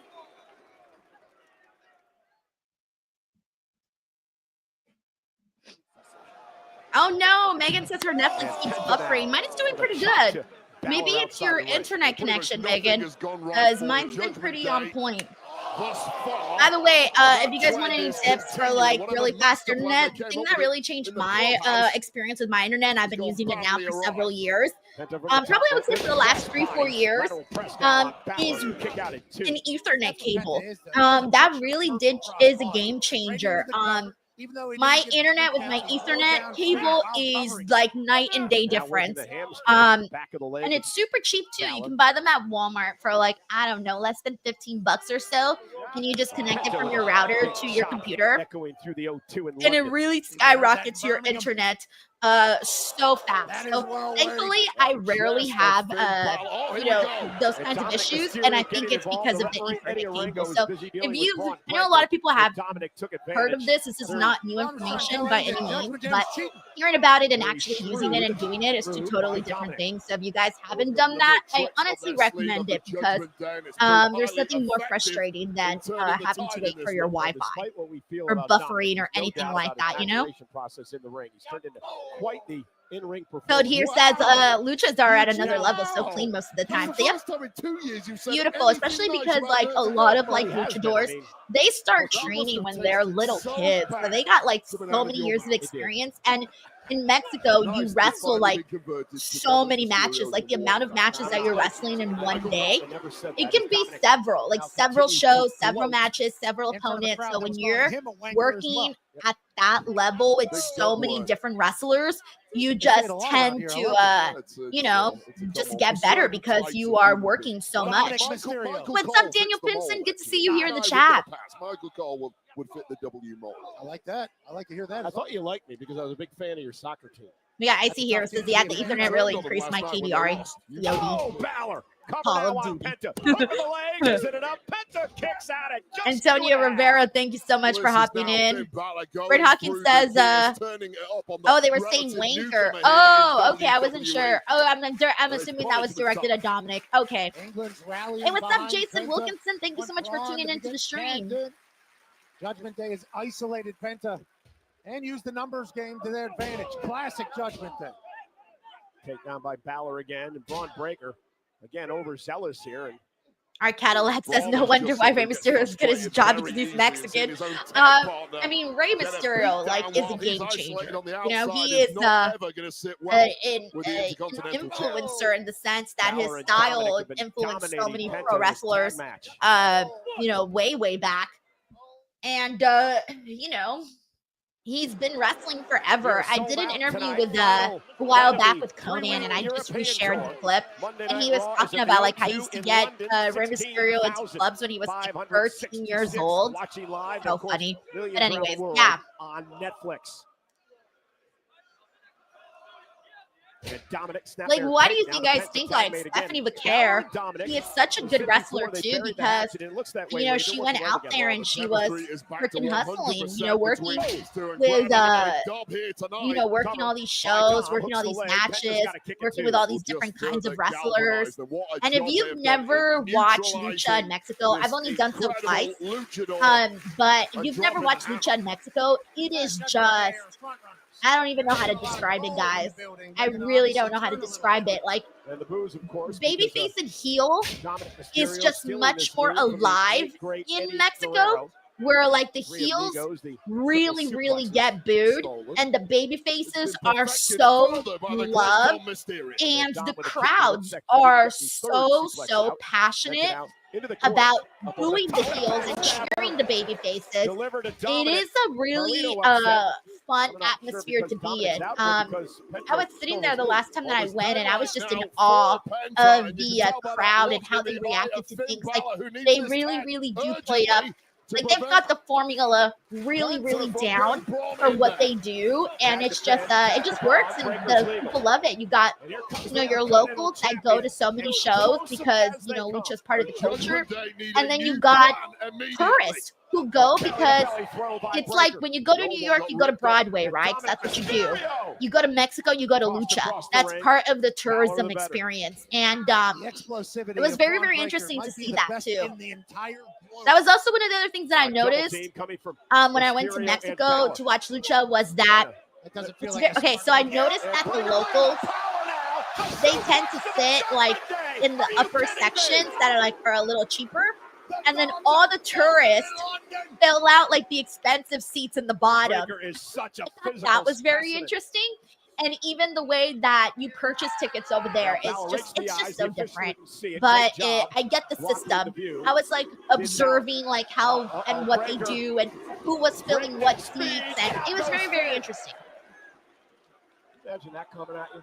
Absolutely not. A runaway train. He's a jungle cat.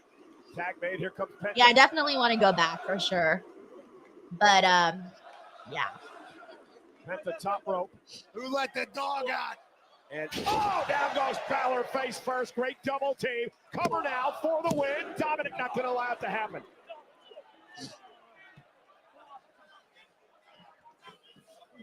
And Breaker sends Dominic to the floor.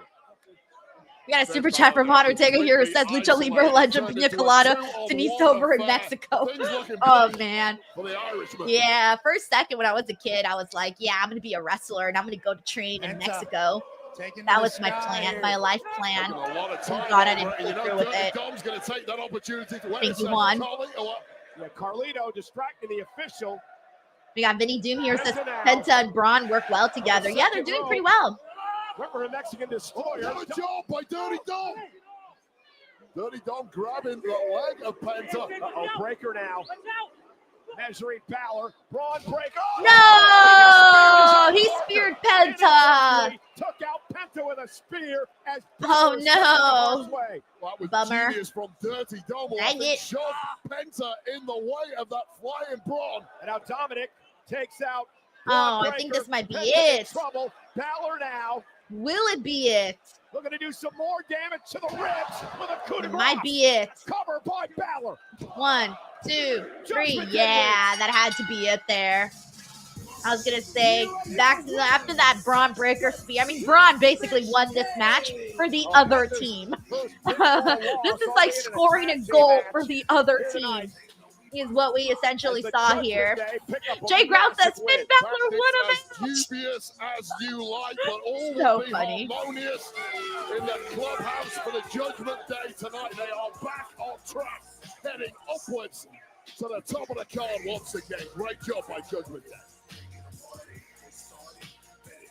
So I love how people are like literally flipping them off. Telling you, I'll give the credit to you. That was And a we got great Chad sign Gable. with El Grande Americano. Man, you see his performance last week? I saw it. I wouldn't mind getting in the ring with that guy someday. You know, Chad, the LWO wouldn't mind getting in the ring with you too, but I'm told you're still not feeling well. Doctor's orders. Nah, he got another doctor's letter. And that's a shame because next week Raw is in Minneapolis. My hometown. Oh, I'll be good by then. Give me a match. I'll compete next week. Listen, I appreciate the Oh, all of a sudden, he's gonna be good to go.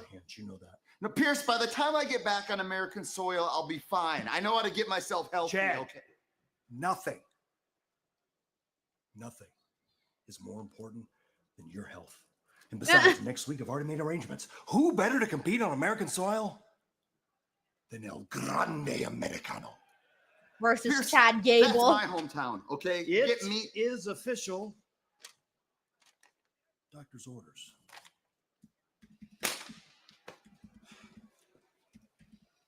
Nope, there's Otis. Clowns. Idiot.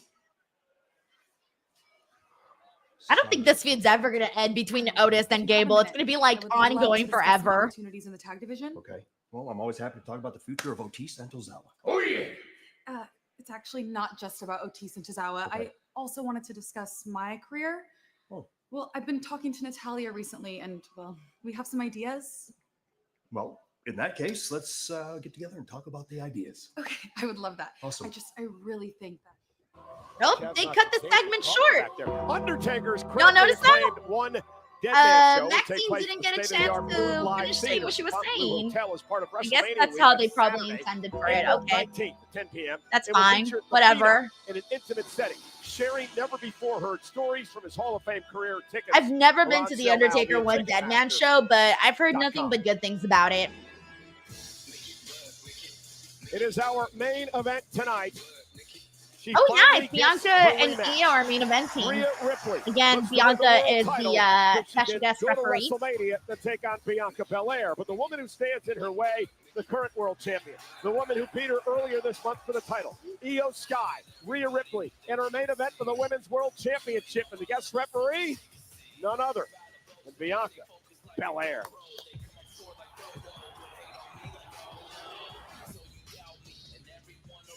All right, I wonder what else they got going on for today's show. What else was promoted that hasn't happened yet? I'm just trying to remember what else is on Raw today besides the main event. I'm here. Oh, there's with Karrion Kross and Scarlett. and Oh, we still got the Karrion. Logan Paul AJ In Styles just a few segment. minutes, Logan Paul Those is are scheduled to the come to two the things we ring still have left on this show. to We haven't seen call Logan out Paul and AJ AJ, Styles, and then for of course some the reason, actual you have seemed to take main a event. vested interest So I'm in assuming whatever's that's coming going up on between next. Those two. I think the question on everybody's mind is, Oh my why do you gosh. care about what's going on I just between remembered AJ something. Styles and Logan Paul. Oh, Jackie, we got to start over, rewind. We can't do it like this. London, England. I got to clip out that part from WWE On the count of 2K25. three, I want forgot. you to chant the name of your favorite bad guy here in WWE. A little social experiment. 1, 2, What? 3. I have no idea what's happening. What did he say? Mixed response. Chant your Let me favorite tell you bad who guy's mine is. name? My favorite bad guy is the phenomenal Oh, I don't think the fans necessarily knew what they were supposed to chant there. This whole I think he might have been able to confuse the fans a little bit. There's a very ruthless person just like me. And I'm very curious to know when Logan sees him tonight, which AJ we're going to get. The devil I know versus the devil you don't. All right, well, I guess we'll find out in just a few minutes. Logan Paul scheduled to enter the ring here in just a few minutes. Carrie and Scarlett, thank you for the time. We're going to send it back to ringside. Karrion Kross. Yeah, that didn't hit for me. Sorry, guys. I heard a lot of names being Hey, chanted what's up, there. Mike Centenni? Good to see you. It says, hey, home from work. Was watching on my ride home. Hope you're all doing well. Doing great, man. It's the start of the week. We're, God, I don't know how many days away from WrestleMania, but we're getting closer. And the closer you are to WrestleMania, the crazier it gets. I'm incredibly behind on everything, but I'm excited to get into one of the busiest work seasons for wrestling content creators and whatnot. Dan Leska, thank you so much for the super chat. It says, hey, just wondering, should you change your location on your VPN? So you don't have to change your location unless well, for me, I changed my location for what do you call it? For NXT. For NXT, I put that I'm in the UK. And then for Raw, I put that I'm in Canada. And SmackDown, I usually bounce back and forth between Canada and the United Kingdom. I don't think I necessarily have to, but I still do it for whatever reason. I do it just because that's just what I do. But if everything's working for you fine on the location that you chose, then you're okay. If you need to, depending on what you're trying to access, that might change your location. Yeah, you can change your location as many times as you want, whenever you want, without it being an issue. So yeah, I hope that helps. Again, it depends on what you're trying to access and what you're trying to do, because certain things are available in certain places, and again, I don't know what you're trying to access. So yeah, usually I just bounce back and forth between the UK and Canada. Thank you, Dan, for the super chat. Thank you, very kind of you. Cole, yes, very excited for. All right, we got Braun Breaker promo. Who's coming in? Oh, Penta. Yeah, you should be pissed. You are stupid. Classic insult. Just calling someone stupid. Penta didn't think it was an accident. That's bickering. Might be worse than bickering. Intercontinental Championship. Egos are getting Mike Centenni says, thanks for the videos. I had 3 hours of driving today and watched so many. Oh, Mike, thank you so much, man.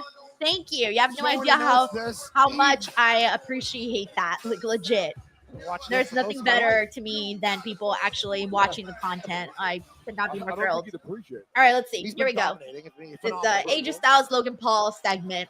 We haven't seen Logan Paul in since one of the last international shows. No, wait, no. Is the last time we saw Logan Paul the MSG show? I think that's the last time Logan Paul was on, right? The MSG show? I think. That's the last thing I remember. I have been waiting in the back patiently. Logan Paul, Been a while. You said you were going to call me out. Okay, cool. Everyone agrees. Okay, good. Glad I'm not the only one who I'm tired of waiting.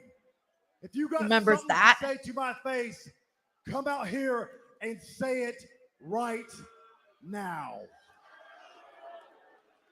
Yeah, I remember that show was one of the better segments of the night that day. Good job, Wade. Best in the business. That's what he called me, right, Cole? Yep. Anayola says, do you know the show Big Brother? I actually have never seen Big Brother, but I know that it's incredibly popular.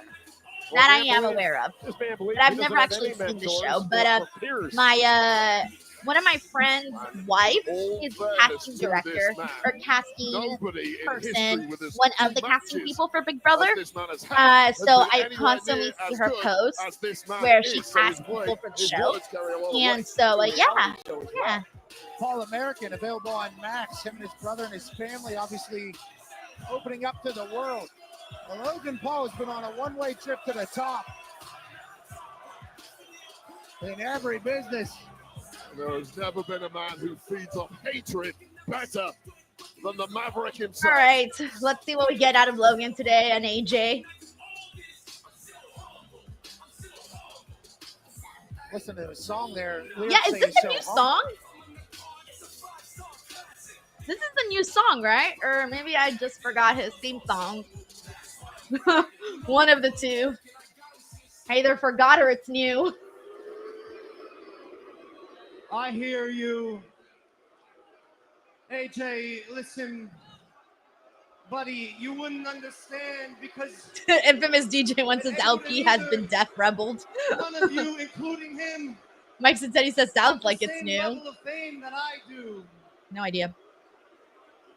As a global phenomenon, who's extremely rich, by the way, loved by everybody, and also good looking, and that's just me keeping it humble. Everyone here, you're all on my time. Damn, London hates Logan. That again, pretty much every city does across the If globe. I wanna make you wait, you do as you're told because you're sheep and you wait. Get in there, London. Boo them. you- Boo this man. Don't get your shiny panties in a bunch. I've had a change of heart, brother. You see, AJ,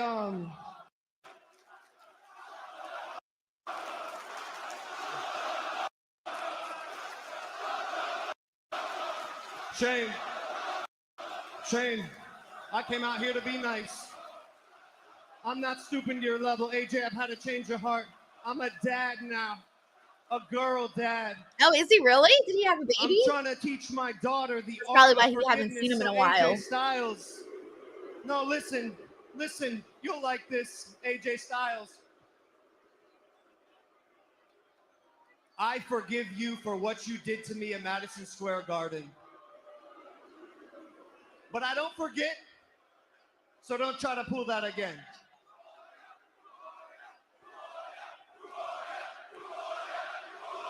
What are they saying? Y'all know exactly who I am. That's why you're here tonight. Oh, who I'm are Logan ya? Paul. Oh, I guess they were saying, who are you know you? what? I feel you, man. I've got a daughter too. He's got 5 kids, You know I what? think. I forgive you too. I forgive you.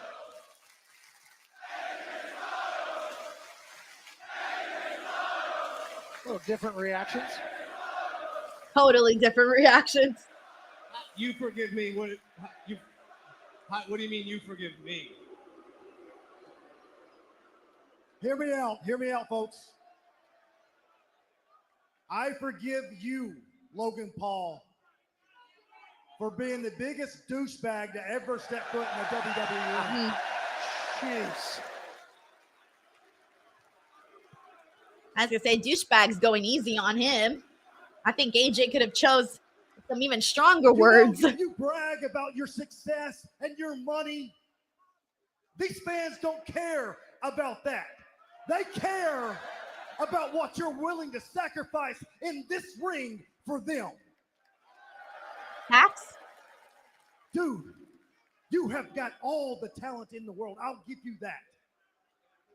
But in this business, talent will only get you so far. So the question is, what are you going to do with it?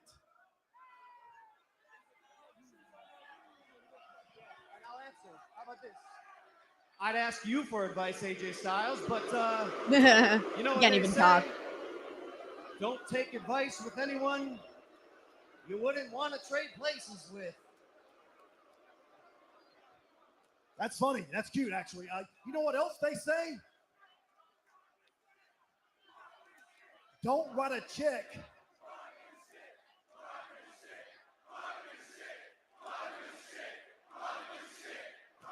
Don't write a check what? What y'all know about checks? London, congrats. You're broke. You're broke. You're poor. Oh, you know what? That's actually perfect in what you're saying. Don't let your mouth write a check your ass can't cash.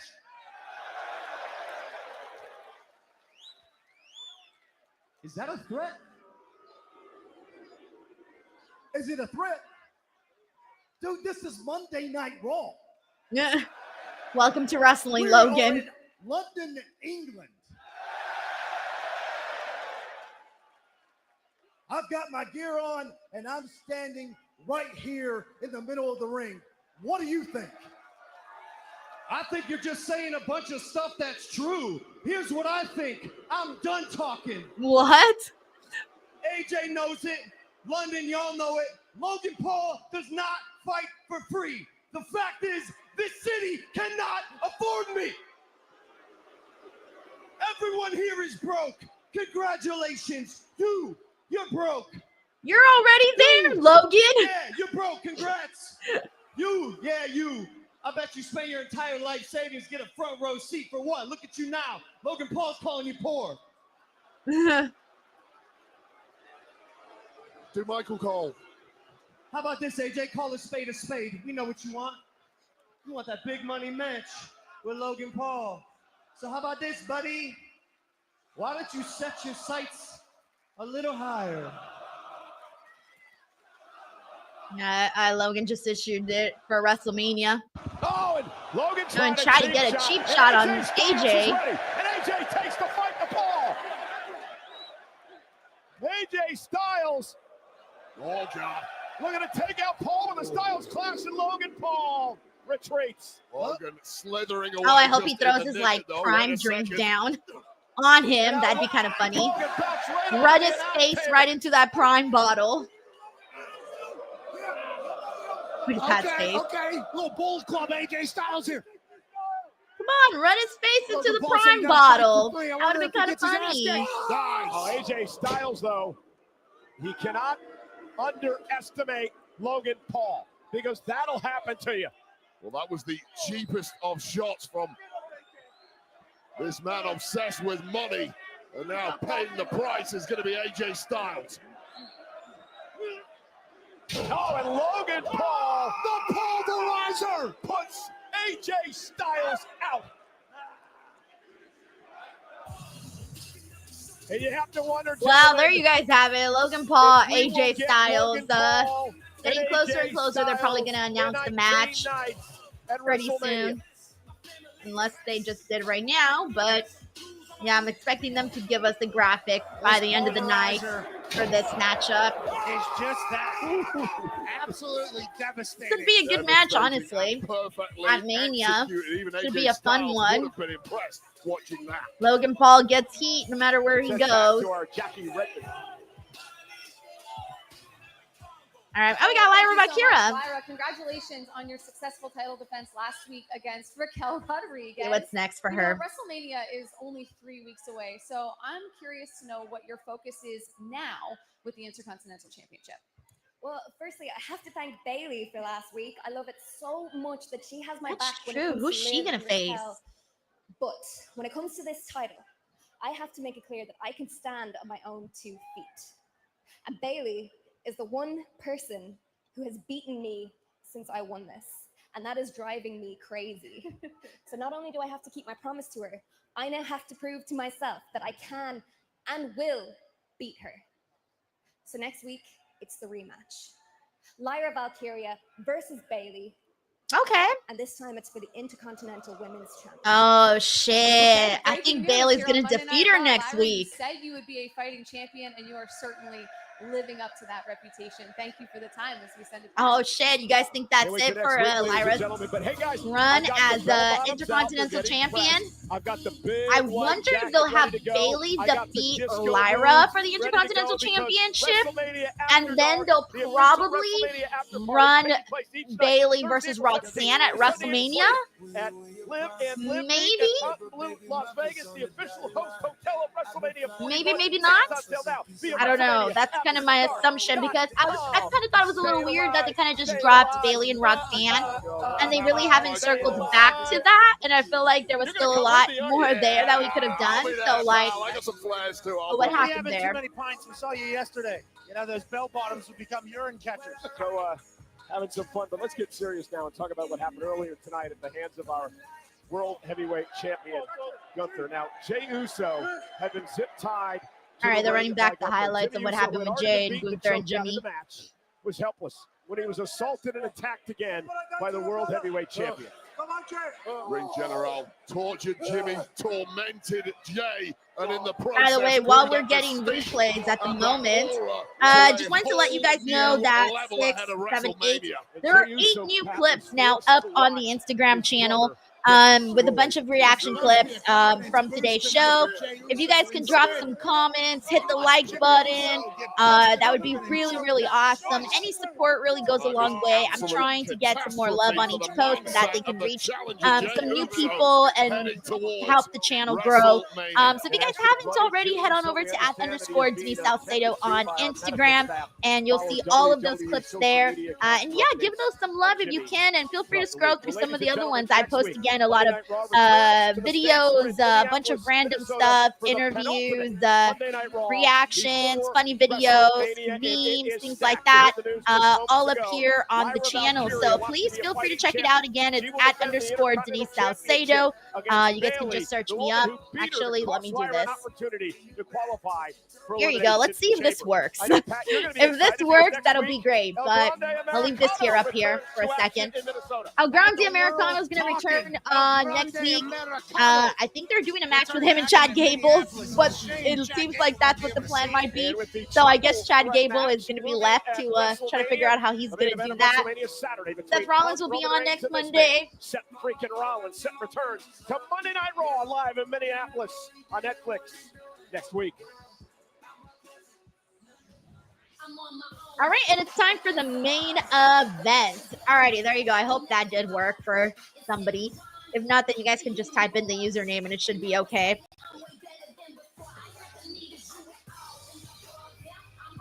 Ladies and gentlemen, please welcome special guest referee, Bianca Belair. Not only is Bianca's first night as a referee, but guys, Bianca. Oh, I love her referee gear.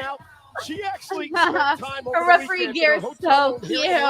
Actually making that gear. Well, she makes her gear, so I'm not surprised that she was able to like put this together on the fly. She did all of those things. That's why she's the EST of the WWE, Wade. I want to see Bianca's necklace. I think I have that necklace. That necklace that Bianca has, I think I have that necklace. I think. So, guys, this is really interesting because Bianca Belair, we know, already has a date at WrestleMania to take on the Women's World Champion. Helen says Bianca, the woman you go to war for.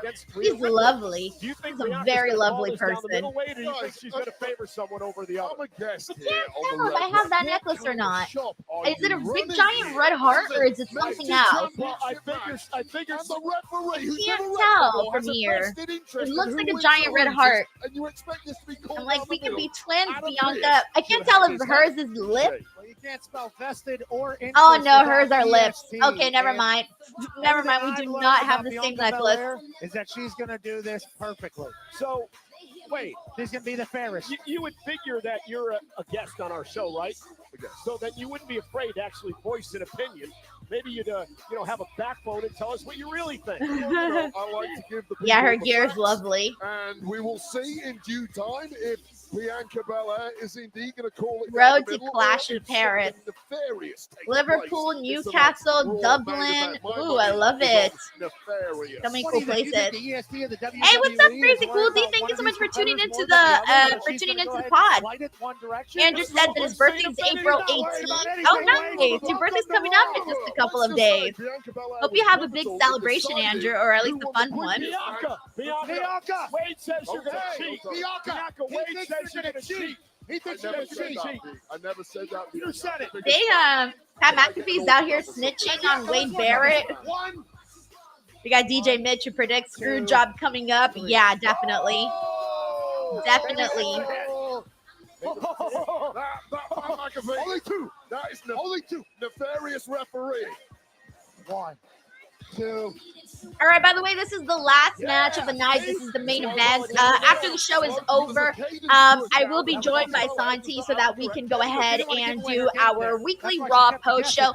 So if you guys want to tune in for that, of course, we're going to dive deep into the Cody, John Cena stuff, as well as other topics of the show. So if you guys want to hang out for that podcast, you are more than welcome to. And that'll be taking place probably a couple of minutes after Raw ends. And then we'll get that going. Professional when she threw hands with Rhea Ripley when Rhea Ripley lost the championship to Iyo Sky several weeks ago. Right here on Raw, you two had a ringside seat for. Do you conveniently seem to have I never needed you at all. all. Business, brother. She knows what she's doing right now. She's a ref. You were a I ref never before your needed career. you at all. It's such a good song. And it wasn't very good. It was a disaster. Which is why I'm so concerned about Bianca Belair, an unqualified referee in a championship match. Man, she's been having to dance out there the whole time. The whole time. Bianca was dancing the entire time. It's so funny how much they have to do in during the commercial breaks and stuff. Wednesday. DJ Mitch says we want a UK WrestleMania. I'm with you, man. I agree. I definitely think that they should do a WrestleMania in London. That would be freaking cool. Or just overseas, I think would be awesome. Sean Slaby says, which Netflix tier do you have? I have the ad-supported version, so I'm watching commercials right now.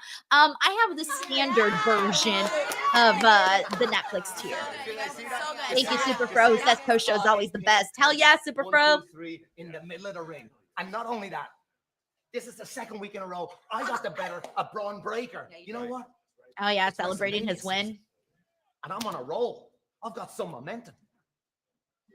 I'm going to go talk to Pierce about getting myself a title match. Hey, good job tonight, kid. Finn's back. Finn's back. Finn's back. Liv Morgan looks so annoyed of him. He said he won, not you guys won. That's not what he meant. What he meant was that. Yeah, but you worked just as hard for the victory tonight, just like Finn, and now he wants to piggyback off your hard work with the title opportunity.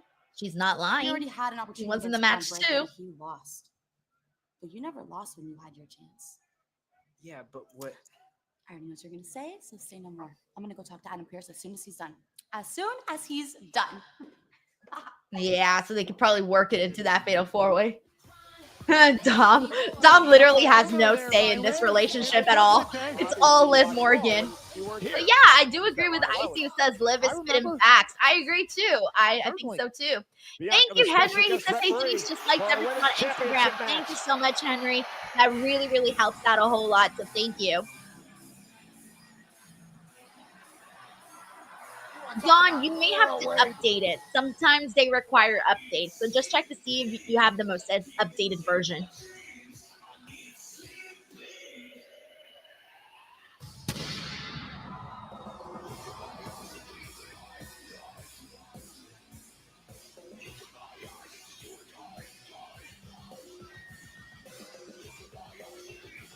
Rhea Ripley. Ooh, look at the flames on Rhea Ripley's gear today. I love the flames. I love the detail. It's gonna look really cool when she takes off the jacket too. Rhea has not been happy since over the fact that Bianca Belair was at ringside. Said that Bianca caused a distraction, which may have cost her the championship. Hey, well, I would say did cost Rhea Ripley the championship, and Rhea Ripley directly blames Bianca Belair. This gear is immaculate. I'm like looking at all the little details, the choker, the flame. Let me see, I haven't seen the bottoms yet. Oh, just the detail of this is very, very nice. Put her name on a contract. Infamous DJ once says Dom outkicked his coverage. He definitely did. Now she has an opportunity to earn her way back to WrestleMania. In our main event in London, England. Conicero says, let's see how they make this Iyo Rhea Bianca situation more convoluted. I feel like, come on, let's just, we all know it's not going to be a clean finish. It's all going to be some screwy, crazy shenanigans. We are about to get shenanigans. That's all I know. Shenanigans incoming.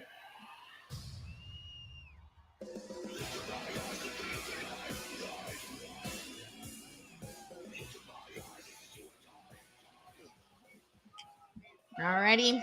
There's Iyo. She'll get a really nice reaction. She usually does, especially overseas.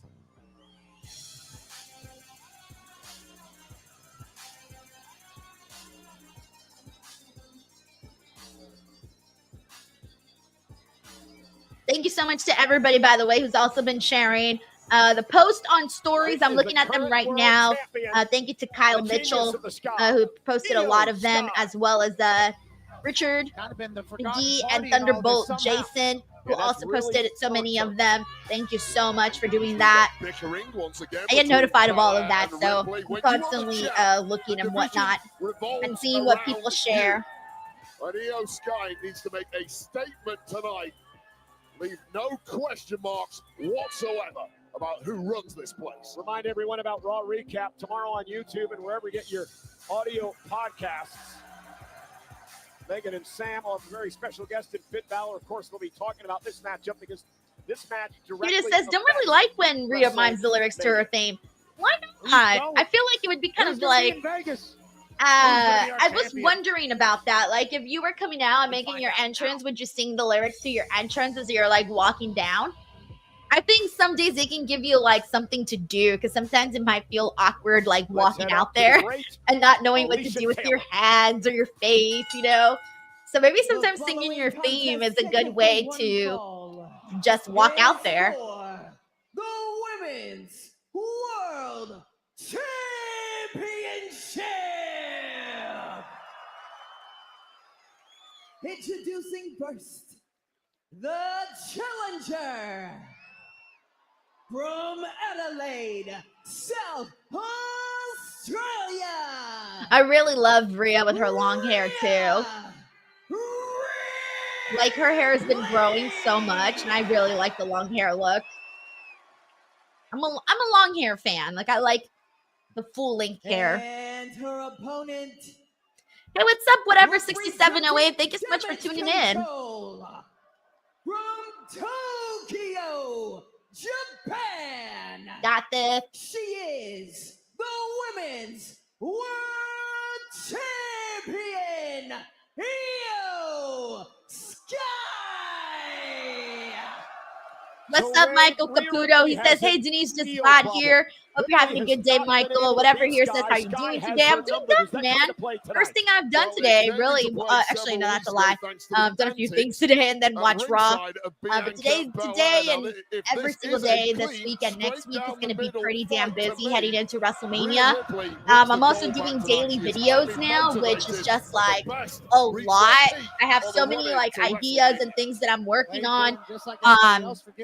So you'll be keeping, hopefully you guys check those out. Just check every day. Every day there's something up here on the channel. So it's the match just started, by the way, but I'm hoping that everybody gets used to checking the channel on a daily basis. So I'm trying to get everyone accustomed to doing that and expecting something new from me. So it'll take a second, but we'll get there. Hey, what's up, Big Time Baxter? Good to see you, man. Nice to see you out here. Bianca Belair realizing a 5 count. Now she's going to separate these two. And this is probably also that time of the day where I'm starting to get hungry. I'm thinking about food. I felt like Bianca Belair shoved Rhea Ripley a little harder than she did. Everyone knows that I eat dinner super early. So this is almost my dinner time. 70,000 pages. That's a lot of work for Ray to do while calling wrestling. With that being said, I think we got a chance to watch there. Bianca's going to call this thing fair, but she is going to be a little bit loose. Hey, Bianca's doing pretty good considering that she was like, hey, I just learned how to be a referee. Let's look at the other end of things. Bianca could have disqualified Rhea, right? She didn't. She let this match go. Rhea was already getting distracted by Bianca. She was counting to 5. That would have been a terrible DQ in a championship match. But once again, distracted Rhea Ripley, and now Iyo Sky has the upper hand. We got Let's Go Mommy, Iyo Sky chance. Crowd is split. Iyo has like, Iyo wins people over, by the way. Like, do not count Iyo out. She does have a huge piece of the fan base's heart. Dylan Johnson says, I'm always thinking about food. I feel you, Dylan. I'm the same way. Going for the ankle. Or Wedgie says snack attack. Great balance. Turns that into a cover. Rhea now into a cover of her own. Iyo Sky on the other side. Rhea powers her through. Shoulders down. Again, Rhea's shoulders are down. Bianca being tested in the early going. Jackknife cover by Sky. Rhea Ripley turns it around again. Bianca Belair trying to do her best. Nice. Great work by Bianca, keeping track of it all. Oh, beautiful. And Iyo driving Rhea back into the court. Ooh! Hey, they're doing good. I'm liking what we're seeing so far from Rhea and Iyo. From Rio. Can't Kid Cuddy here says, greetings from the past. Had to pick my son up, so I'm back at the start of the Penta match. Raw's been great so far. Hope they were able to keep it up. It's all right from there. Honestly, right now we're on Rhea and Iyo. So the Penta, Logan Paul AJ Styles segment. I think some people will like it. Some people probably won't. I guess it just depends on you. But so far right now, Iyo and Rhea are doing a pretty fine job. Thank you, Kid Cuddy. Shout out to your son, too. Right now, Iyo Sky making the cardinal error of trying to go strike for strike with a bigger, more DJ Mitch says Iyo will win at WrestleMania. That's not a prediction. It's a spoiler. Pride from our champion. Here's another interesting stat as it comes to Rhea Ripley, guys. Vinny Doom agrees with me. It's been a good match. It has been. In singles matches in 5 years. That could happen tonight. And Ripley now with a big spin drop kick to Sky. Stacking up Sky for the championship. And a kick out at 2. Good cadence there by Belair. Not losing back to back. I am not over how great Rhea's gear is today. Well, at no point has Rhea Ripley had Bianca Belair interfering in back-to-back. Oh, we're on commercial break. I didn't even realize it. I like when that happens, by the way, because you know how sometimes you can tell when you're watching a wrestling match and you can tell the wrestlers are working it like they are on commercial breaks. Usually it's boring. So I like when I can't tell because it makes me feel like they're not taking it easy just because they're on commercial break. Like, of course, they're not going 100 miles per hour, but you know, they're still not making it look like they're in commercial break. I like that. Hey, McTaru, good to see you, McTaru. Thank you so much for the super chat. McTaru says, Denise, just in time for main event to watch with you. Came home from work and so happy to be here, DWO. McTaru, I hope you had a good work day today. Glad the work day is over. You get to relax now. Yeah, I hope you enjoyed this main event. And when you get the chance, go back and watch that John Cena Cody Rhodes segment. It was a good one today, so you might enjoy it. Definitely a big highlight of Raw tonight. So, yeah, and then hopefully, I'm assuming this might be the second biggest highlight of the night. Although Gunther did beat the bricks out of Jimmy and Jay, so maybe you'll want to watch that too. So, some pretty decent stuff that you get to cherry pick from for the show. Thank you so much, McTaru, for the love. Against one of these competitors than the other. Who are champion? Is human if you didn't think that way. Maybe she thinks her skill set matches up well against either of these ladies. I'm glad that they're having like a match. So far, the Bianca as a referee hasn't hurt the in-ring value of this match. Get a closer look at your WrestleMania opponent. Ooh, nasty kick to the gut. Rhea Ripley trying to overpower Iyo Sky for the title. Cover. Oh, here we go. We're back from commercial break. Oh, that was a little bit of a... No, I thought that was an okay count by Bianca. Rhea didn't think so. Now they're playing up Bianca. I mean, Rhea not liking the speed at which Bianca counts. Block out the anger and the rage today. That's been one of her biggest problems through her career when she loses. Rhea, did you not learn your lesson? Do not get distracted by Bianca. She's the reason. That's the reason you do not have your title. Do not get distracted, Rhea. Continue to be the champion. And listen, Iyo Sky was happy to defend the championship. I'm hoping she can hear me like Gunther. Hoping Rhea can hear me the way Gunther does. Was Bianca Belair, presumably, because she wants to keep, perhaps, Rhea Ripley out of the match. Oh, Bianca Belair, let's not forget, earned the match. Hey, what's up? Dr. Ross says possible shoulder injury from all these 2 counts. No, I think that's just them doing the match that they had set up. Yeah, I definitely don't want to see no one get injured, especially Rhea. She did have some injuries that kind of, took some of that momentum away. But she's Rhea, so she gets it right back. But no, I think they're just doing what they need to do. Thank you, Dr. Ross. Completely turned around since Ripley lost focus and started mouthing off at Bianca Belair. Nice. That was a good dive. That suicide dive. That was good. Body, taking out Ripley right in front of I like when they hit the person exactly like a target, like a clean center hit. You know how sometimes people go like too over or not far enough, or I love when it hits just right. Dead center in the dark. I love that. Rhea now. Oh, that was a little bit of a mishap there. Well, I think it was an attempt at a poison Rana by Iyo Sky. Rhea is okay. Because I think Iyo might have fallen on her. I'm not too sure. I have to see the replay. Yeah, Rhea lost her balance there. Iyo Sky didn't hit it clean, but certainly got the job done. And both women beat Yeah, that could have been scary. At 8. But it looks like they're okay. And So remember, the champion's advantage goes to Sky in this match because Rhea must pin or submit the champion. now they're just taunting each other Don't matter. or feeling each other out. Ooh, yeah, we're gonna get a little strike exchange here. Slugfest begins. Yeah. One winner in a slugfest with two different sized athletes like this.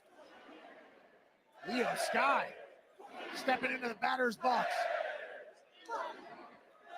With Rhea. Oh, Io's firing up. Now, here comes the world champ. It's like a little rocket. Wipes at the legs, misses with a kick. Rhea Ripley now. Iyo rolls through. Ooh. Section.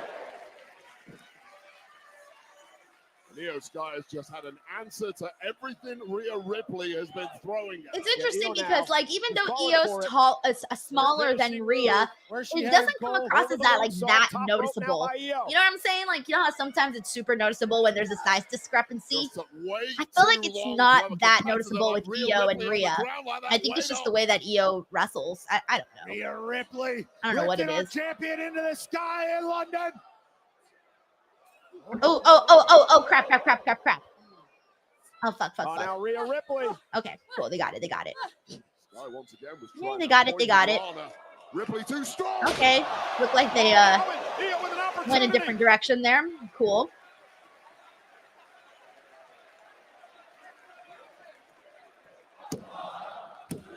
And a kick out by Ripley at 2. Milliseconds away from 2 little mishaps in this match, but they haven't taken away from the performance, though. They attempted a Samoan drop, and Iyo Sky managed to over-rotate. Hey guys, this is for this is a good one. Icy says because Iyo wrestles with dominance. Yeah, I feel that. Like I said, like the way she wrestles doesn't make her feel small. You know, she just matches the moment. She does. She matches the moment. WWE relationship in India with this Women's World Championship match in the bullet train attack from Iyo Sky. And Iyo now from the top rope. Rhea Ripley, though, causes her to lose her balance. The second time Iyo Sky has just taken too long against a strong, durable competitor like Rhea Ripley, but gets perhaps another bite of the cherry here. And now Iyo up to the top rope. Rhea's in trouble. This could be Io's opportunity. Oh, damn. She got her with a headbutt there. Yo, that's like crazy because can you imagine trying to headbutt somebody who's trying to like. That's. Yeah, you got to get like the right angle on that because if someone's falling and you're trying to headbutt them, like think of the physics of that. Like, that could have been a disaster for Rhea, but she had the proper like angle to like get the headbutt in there because if not, then it's literally someone just falling on your head if you don't get it properly. So that was a little risque from Rhea. I like it. It definitely a little different there. With a world championship on the line, Rhea Ripley looking for the riptide to put Iyo Sky away. Iyo Sky counters, or does she? Oh, Rhea now looking to power out of this. Too much power from. It was a short-lived counter. Oh, Rhea Ripley. Sky in trouble. Turned her inside out. Oh, she's close to the ropes. No, she's not. Oh, shit, I wasn't sure. I was going to say Rhea looked like she kind of had Iyo finished there. She looked like she had Iyo for a second. I thought that was it right there. That was pretty explosive. Bianca explaining that it was 2.5, and I believe that was a great count by Bianca Belair. Yeah, it was. Bianca was fair in that. Iyo kicked out. All was fair, Rhea. All was fair. A beat too slow. Either way, this match is still ongoing. The championship and a spot at Mania up for grabs. Rhea now once again trying to position Iyo Sky for another riptide. Failed to connect on the first one after a counter by Iyo. Io's going to counter again. Takes down Rhea. Shoulders down. 2 retain. Rhea kicks it 2. Bianca Belair, you can see she's caught up in this moment as well. How could you not be? A trip to WrestleMania is on the line. Standing switch by Sky. And one by Rhea Ripley. And another by Iyo. Big elbow drop. Oh, no. I knew it. There we go, guys.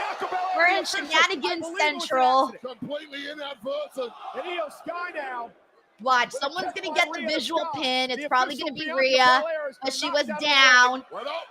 Yeah, she's going to get a visual pin right now, but Bianca's out. 1, 2, 3, 4, 5. There you go. That's her getting justified into the triple threat, but Bianca being out and not able to count. She might be able to get to 20 here. It was the inadvertent kick by Rhea Ripley that drove the official bell. I mean, not Bianca's fault. Bianca was doing her job.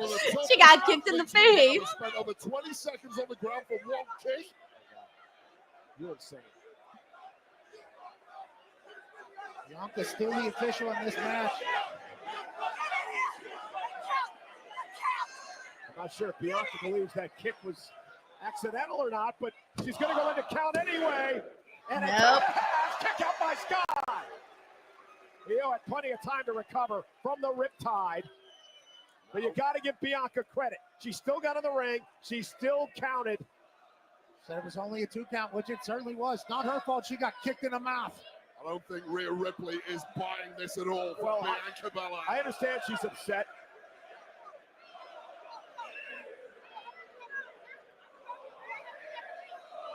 Oh, no, Rhea. Well, Rhea had the championship won. Rhea, girl. Now, but to put Rhea away, take down now by Ripley. And Ripley now pounded away on Sky, who goes into the ropes. And Rhea Ripley going to continue the assault. No, I like her just like hitting Iyo like that. That's pretty aggressive. Once again, a heavy-handed breakup by this ref. Oh, no. She hit the ref. Belair in the face. Purposely this time. The other one was quote-unquote accidental. She threw jewelry at her. Rhea not earning herself any favors with the ref. Yeah, Rhea realizing her frustration. That could be I mean, at some point. Oh, no. Now Iyo hits Bianca. That was definitely an accident. Oh, no. I don't know what's happening anymore, guys. Iyo Sky drop kicking our official. No, I'm done. Yeah, I was going to say, I was expecting Bianca to do that at some point. Ladies and gentlemen, this match has been ruled a double disqualification.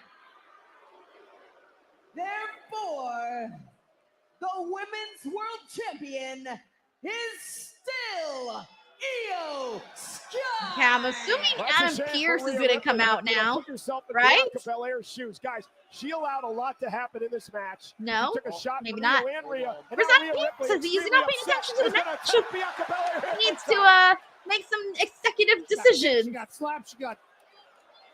Oh, Io's about to. Oh, my God. With a moonsault, taking out Rhea. The beautiful. This is 3 women who have been throwing hands for weeks. Ego's out of control, now coming unglued. And Iyo going after Rhea Ripley. Bianca Belair has had enough. Bianca back into the fray as well. And remember, guys, we know it's this. We know it's Bianca and Iyo at WrestleMania for the world title. Rhea Ripley once again going to be left out of the cold, and Rhea's ticked off about it. And Rhea's about to make people pay. Frustration setting in by Ripley. She had Iyo Sky pinned for a Getting count of messy in 20 here. earlier on, but the referee had been knocked out after an inadvertent kick by Ripley. And now a riptide to Sky. And you're telling me that woman isn't going to compete at WrestleMania? That ain't good enough for me. Wait, Rhea Ripley is angry. Rhea Ripley wants the Women's World Championship. The problem is, she still isn't going to WrestleMania because Iyo Sky is still the world champion. And she'll face Bianca Belair. I guess this is how we're closing out. We probably won't find out what they're officially doing until next week. Is she going back for more? And I think, at this I think point, fans are guys, chanting Rhea one more Ripley's time. What does it I think she's matter going in now? for more. England wants blood. Who gives a damn, Rhea? Oh, not pulling her by the braid. I might as well make people pay. Yikes. I might as well get some catharsis out of this deal against the woman who cost me the championship in the first place. Oh, that's your opinion. Oh, no, off the top rope. Rhea Ripley with Bianca Belair in trouble. Bianca may not make it to WrestleMania. A riptide from the second rope. Oh, Bianca did the split. Oh shit! Bianca did the splits on that. Therapy session for Rhea, Great. taking out her She anger. did the That splits. is a great way to put it. Rhea Ripley frustrated to no end. I don't think this anger is going to go away. I'll be honest with you guys. Temporary catharsis. That's it. Iyo Sky walks out of here, still our champ. He ain't walking out of anywhere, Pat. Well, You're listen, right. Rhea Ripley may be holding the championship, guys, Oh yeah, no, Rhea. but she is no closer to a championship match tonight at WrestleMania than she was last week. Alrighty, guys, It'll BTW be Raw is just Bianca about ending right Belair now. for the title. Do not go Even though anywhere. Rhea Santi Ripley will be is the joining last me in a woman couple standing of here minutes, tonight. and we will be Thanks doing for our 3 weeks in post-show Europe. momentarily. Thank you, So London. just We'll see hang you on next just week a little in bit, Minnesota. and then we will go ahead and get right to that. Let me end everything though here really quickly. And also, before we get into our post show, of course, we got to show some love over to our sponsors here. And let's go ahead and kick these off with Mando, shopmando.com. Of course, if you want to smell good, make sure you guys got Mando. Nobody likes bad BO. Don't be a heel at the workplace or at home. Instead, be a baby face and smell delicious with today's sponsor of this video, Mando. What makes Mando different? It has whole body deodorant, safe to use anywhere on your body, pits, balls, thighs, folds, belly buttons, butt cracks, and feet. It was created by a doctor who saw firsthand how normal BO was being misdiagnosed and mistreated. It's clinically proven to block odor all day and control odor for up to 72 hours. The solid deodorant stick is formulated and powered by mandelic acid to stop odor before it starts. The spray deodorant is aluminum-free and ideal for hard-to-reach places. All products are baking soda-free and paraben-free. You can choose from a variety of fresh scents like bourbon leather, clover woods, Mount Fuji, or Pro Sport. Mando Starter Pack is perfect for new customers. It comes with a solid stick deodorant, cream tube deodorant, 2 free products of your choice like mini body wash and deodorant wipes, and free shipping. As a special offer for listeners, new customers get $5 off a starter pack with our exclusive code. That equates to over 40% off your starter pack. Use code Denise at shopmando.com. SHOPMANDO.com. Please support our show and tell them we sent you. Smell fresher, stay drier, and boost your confidence from head to toe with Mando. And of course, if you're smelling delicious, chances are you might get lucky. And when you do, make sure you're using Blue Chew, BlueChew.com with the promo code Denise. Are you jobbing out in bed? Do you have dreams? Don't job out. Don't mess up like I did. Do not mess up like I did. If you don't want to have to do a take 2 like me right now, BlueChew.com, promo code Denise. Are you having technical difficulties in bed? Are you tired of being counted out, tapping out, or simply jobbing out? Get out of developmental and get drafted to the best sex you ever had with today's podcast sponsor, Blue Chew. Blue Chew is the original brand offering chewable tablets. These erection-enhancing tablets help men achieve stronger, harder, and longer-lasting erections for sexual activities. And Blue Chew is putting its money where its mouth is and offering you a month free. The process is simple. Sign up at BlueChew.com, consult with one of their licensed medical providers, and once you're approved, you'll receive your prescription within days. Blue Chew tablets are made in the USA and prepared and shipped directly to your door. You can take them anytime, day or night, so you can plan ahead or be ready whenever an opportunity arises. The best part, it's all done online. That means no visits to the doctor's office, no awkward conversations, and no waiting in line at the pharmacy. Remember, hard times breed better men. Make life easier by getting harder and discover your options at BlueChew.com.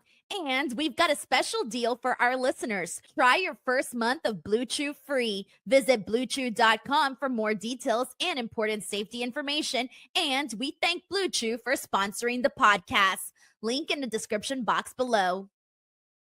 Alrighty, everyone. So we're still waiting for Santi to pop in here. But the second he does, we'll go ahead and get the post show started. In the meantime, though, I will be reading people's comments and thoughts on what unfolded here today. We kind of got quite a bit to get into. I actually cannot wait to talk to Santi about Cody Rhodes and John Cena, because damn, that one's pretty much going to be our like main topic for the post show, because like so much freaking went down on that. But we'll get into that momentarily. And yeah, there's some big topics to touch on. And like BDP86 here on Twitch just said, saying, is Rhea a heel? Oh boy, I think we might be making it over there. I think at some point they might be turning Rhea heel. It looks like it, because she's kind of doing things that I feel like if she wasn't going to be a heel, she wouldn't be doing them. She's been showing a lot more frustration. She's been showing, she's been the sort of, being very like untrustworthy in the sense that like she was being so frustrated with Bianca and the way that Bianca was counting. And truth be told, like Bianca did a fine job as a referee, considering she had 1 week to learn how to be a referee. I thought she did plenty fine on the show. But yeah, so I do think that they are probably going to be making Rhea into a heel. Anyways, but in the meantime, let me go ahead and see what everybody else is saying. We got a couple of super chats. Again, we're just waiting for Santi to come in. So as soon as he gets here, we'll start our post show. But we got Sandy Klein here, who says, love from Germany. Good Raw tonight. Happy to watch your Raw and SmackDown reviews live. Sad the European tour is over. Also, hi to Santi, big fan. Sandy, so honestly, I do think that it's one of those things where I am going to be a little bit sad when we go back to our regular time slot. I did like doing these shows early, but at the same time, it doesn't, at least for those in the United States, it might not feel natural to be watching Raw in the afternoon, right? I know it's great like for the UK and just like, better time slots, which, it's very nice for you guys considering how many years you guys have had to watch in such crappy time slots. But yeah, like for us here, it definitely feels a little bit weird. I personally enjoy it, but I mean, like literally, like people are at work at this hour. People are working. So like, they can't watch Raw, or they have to watch till afterwards. So it is one of those things that it is a little bit strange here, but we're working through it. And thank you so much, Sandy, for watching and supporting all the way from Germany. Very, very cool of you. So thank you so much, Sandy. We got Mictario here, who's been a DWO member for 2 months, who says, when is WWE going to be back on regular time? Starting this Friday. That's it. So this was the last Raw that was international, and last Friday was the last SmackDown that was international, of course, for the time being, because they could go back anytime they want. But at least for right now, the road to WrestleMania, that's it. So our shows will be back to normal moving forward after today, which I'm bummed out, guys. There goes my Friday nights. They're gone.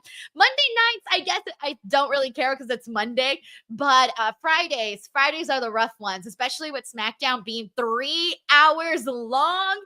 Oh, that kills me every week, guys. Like, there's some SmackDowns that are obviously a little bit better than others, but still, three hours, that's a lot. I cannot wait for them to go back to 2 hours. I'm going to celebrate, throw a party the second they do. Thank you so much, Mictaru. And again, I hope you're having a good week. We got Christopher Marino, who says, how are your views with these early shows? I did not go back and compare them to the old episodes. No, you know what I did notice though? So what I do, I don't know how many of you guys have caught on to this, but what I do, because there's people that only watch the post show and they don't watch the watch along, and vice versa, right? So what I do for the people that want to watch the post show, I don't make them have to search through 3 hours of video content. So what I do is I cut the podcast version and I upload it as a video. So what I have noticed is that because I upload the video earlier, because the show is done earlier, I noticed that the views are so much more than they are when I upload the podcast at night. So actually, Christopher, it's a really great question. I do think the video views are a lot stronger for the early shows than they are for the night shows. But I think the live streams have more viewers at night than they do in the daytime. So those are probably the two differences in in the video and the live views, because they're two totally different things. So yeah, I guess that's kind of how I would explain it in terms of like my experience here. Thank you so much, Christopher. For those of you who are tuning in, I'm still waiting for Santi. Give him a couple of minutes and then he'll come in and we'll do the show. We got code BR4B4 who says, bye Denise, your streams were great. Hope to join you again in the future someday, or say hi to you in person when you come to London next. Hoping to take my daughter to see some live events when WWE tours here next. Yeah, so a lot of people, obviously, once we move back to our regular times, if you are in the UK or you are at someplace else, you probably won't be able to tune into the live streams anymore. So thank you for hanging out with me the last couple of weeks. I hope you guys will still check out the daily content going up here on the channel, or you can always watch the replay of the podcast and whatnot. That does go up immediately after we're done shooting. So I always post that up instantly.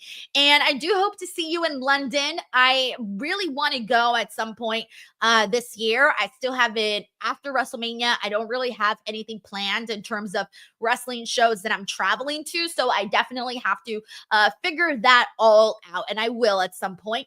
And then, ooh, I hope you do take your daughter to see some live events when WWE tours there.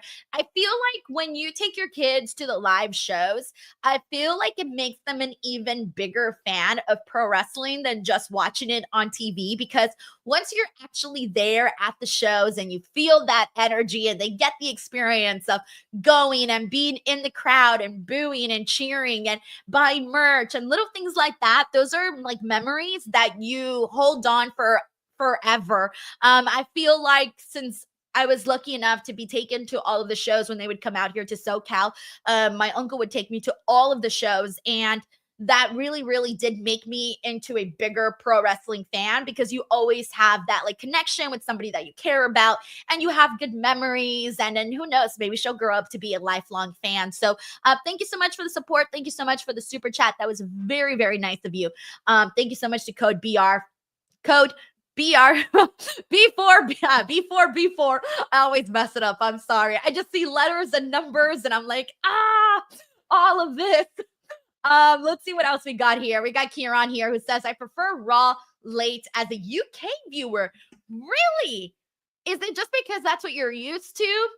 Maybe. I feel like sometimes when you got change, I would have assumed that the UK viewers preferred this versus their normal time slot. That's what my assumption would probably be. But let's see what else everyone's saying. We got Dawn here who says, it's much easier for me to catch the post show at this time. I feel ya. All right, guys, we got Santi in here. Hey, Santi. I don't know why it's showing my Nintendo Wii. Yeah, I was like, what is happening? I thought you were trying to play a prank on me. I was like, okay. I don't think my people can hear either. Give me a second. Okay, no worries. Take your time. Yeah. For those what is happening? I have no idea why my camera on your end is my Nintendo Wii. That is bizarre. Okay, that's so funny. I thought you were like seriously trying to play a prank on me, and I'm like, no, maybe he's gonna show me something, or he's trying to make like a PowerPoint presentation or something, a TED talk. Oh, that's hilarious. Oh, there you are. Phenomenal. All right. Can your chat hear me? They can now. Yeah, I had you muted, but we're good. Okay. Now. All right. Perfect. Okay. I kind of panicked a little bit because I bought a new microphone. So, what'd you get? So I'm going to be honest with you guys. I didn't do any research whatsoever. I panicked last night because my old mic was basically like breaking down. And so I just went and bought whatever I thought looked the most appealing at midnight. And it's the Shure microphone. I don't know like what the name of it besides the brand is though. Oh, can I see it like more? Like, could you pull it? Oh, yeah, okay. Yeah. You got that one. Yeah. That one's solid. Yeah. And I'm like, okay, I'm just going to get whatever I can find on Amazon. And so I ran with this one. And so I'm excited. This is the first time I've ever used it, but at least now we should be good. All right, let me get my asset up here and then we'll get this going, get the party started because we got quite a bit to get into. Where are you at? I should be prepared by now. All right, let's do this. Here we go. What is up, everybody? Welcome to Speak Now Pro Wrestling. Happy Monday. It is March 31st, and we just got to see the last international Raw on the road to WrestleMania, and this may be one of the biggest shows that we have to talk about. But first and foremost, Santi, how are you? Welcome back once again. This is the last time that we're going to be here in the middle of the day. We're going back to our regularly scheduled programming of 5. It's 5 for you, right? 5 Pacific. 5 o'clock, yeah. 8. Yeah, for the show to start. But yeah, no, I'm good. That was a much needed episode of Monday Night Raw. A lot of needle moving moments happened with some of the bigger storylines going into WrestleMania. This was a great episode for getting us hyped for WrestleMania for sure. Oh, dude, for sure. All right, but before we get into that, I do want to know, do you prefer the night shows or do you prefer these early shows? I think I prefer the night shows. I feel like I'm not productive enough with my life and my day-to-day after all of the Raw stuff is done. So it feels like I lose more of the day when I'm doing all of the recording and live streaming earlier in the day. I'd rather just do it at night and then immediately go to bed. Yeah, because you have the feeling of like, okay, Raw's done. I'm done and over with the day. Let me go chill on the couch or something. Yeah, what I found was I just swapped my day. What I do in the mornings, I now do at night. And what I do nights, I now do in the mornings. But it is really weird. But I did like it, especially on Fridays, because you get to have Friday night. And so I can't complain about that. But let's get right into that. Okay. Cody Rhodes, John Cena. Santi, the last couple of weeks, we were having a totally different discussion surrounding the story. We were like, things need to heat the hell up. We need to see a back and forth. We need to see physicality. And we finally got that here today. I don't even know where to begin with this.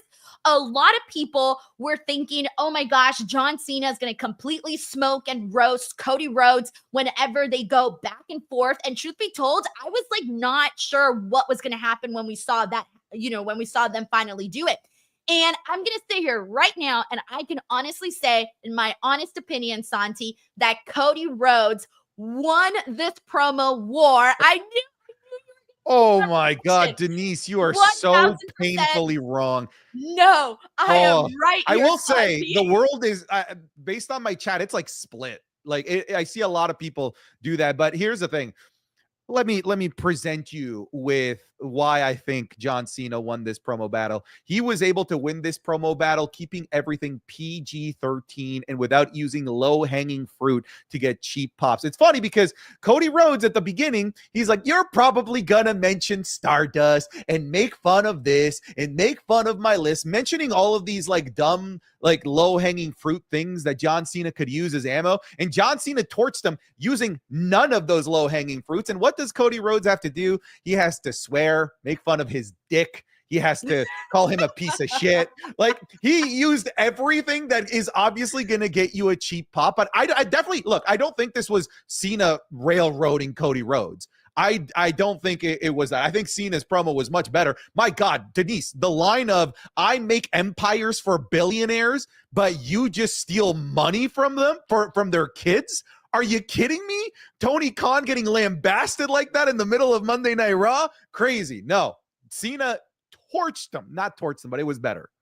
Okay, here's the thing, though. We don't normally see Cody Rhodes go for the low-hanging fruit. And people have been saying, oh, we want Cody Rhodes to be more edgy. And we knew that John Cena is really good at those one-liners. So what did Cody Rhodes do? He kind of took a page out of John Cena's book and came prepared with those one-liners. I will admit, though, I think the strongest line that John Cena had tonight was that one line where he referenced, Tony Khan and Shad Khan and all of that. I thought that was massively well done. But I just feel because Cody Rhodes had a lot more where he was talking about his dick and his shorts and all of that, where he mentioned he even brought in Vince. But the Zac Efron line, Santi. I like that one. That was funny. That was funny. But like, I feel like that's so surface level. Like, Cena went in deep into Cody Rhodes's affiliation into the business, how he fits in, how he doesn't fit the role that Cena fit for the past 20 years. To me, it was so a much better character destruction from Cena to Cody than Cody just saying all of the fun one-line zingers that are going to get us to cheer. Here's the thing. I feel like the win here for Cody is that he didn't get destroyed. But in no world do I think that Cody won that promo. I do think so. And I'll tell you why. Again, he did something different that we weren't expecting from him. And I know you said like, oh, the low-hanging fruit and all of that. But at the end of the day, what are you going to remember? I'm going to remember more of those bullet point moments of Cody Rhodes saying all of these things to John Cena than I am the John Cena portions. I feel like the Cody Rhodes stuff, when you ask me 3 weeks from now, hey, Denise, what did Cody Rhodes say to John Cena? I'm going to remember a lot more than I am with what Cody Rhodes. It's because you like High School Musical. You like High School Musical. You like Zac Efron. That Zac Efron line was corny. Denise, we are so on polar opposites here. It's not even funny. Look, I just feel like Cody Rhodes was more memorable in this. And you want to know why? Because as John Cena was going on, Santi, I kept thinking to myself, man, I was expecting John Cena to like roast him even harder. Oh, and then the ending too, where he told him like, fans have never chanted, you can't wrestle to me. Dude, that to me is, when you are a pro wrestler and people are chanting, you can't wrestle, that is such a slap in the freaking face. And so for Cody to bring that out there, that was like an insult to John Cena's pride. So I do feel Cody won this promo. That last line from Cody was probably like the best one, like in my opinion, out of all like the single layer zingers.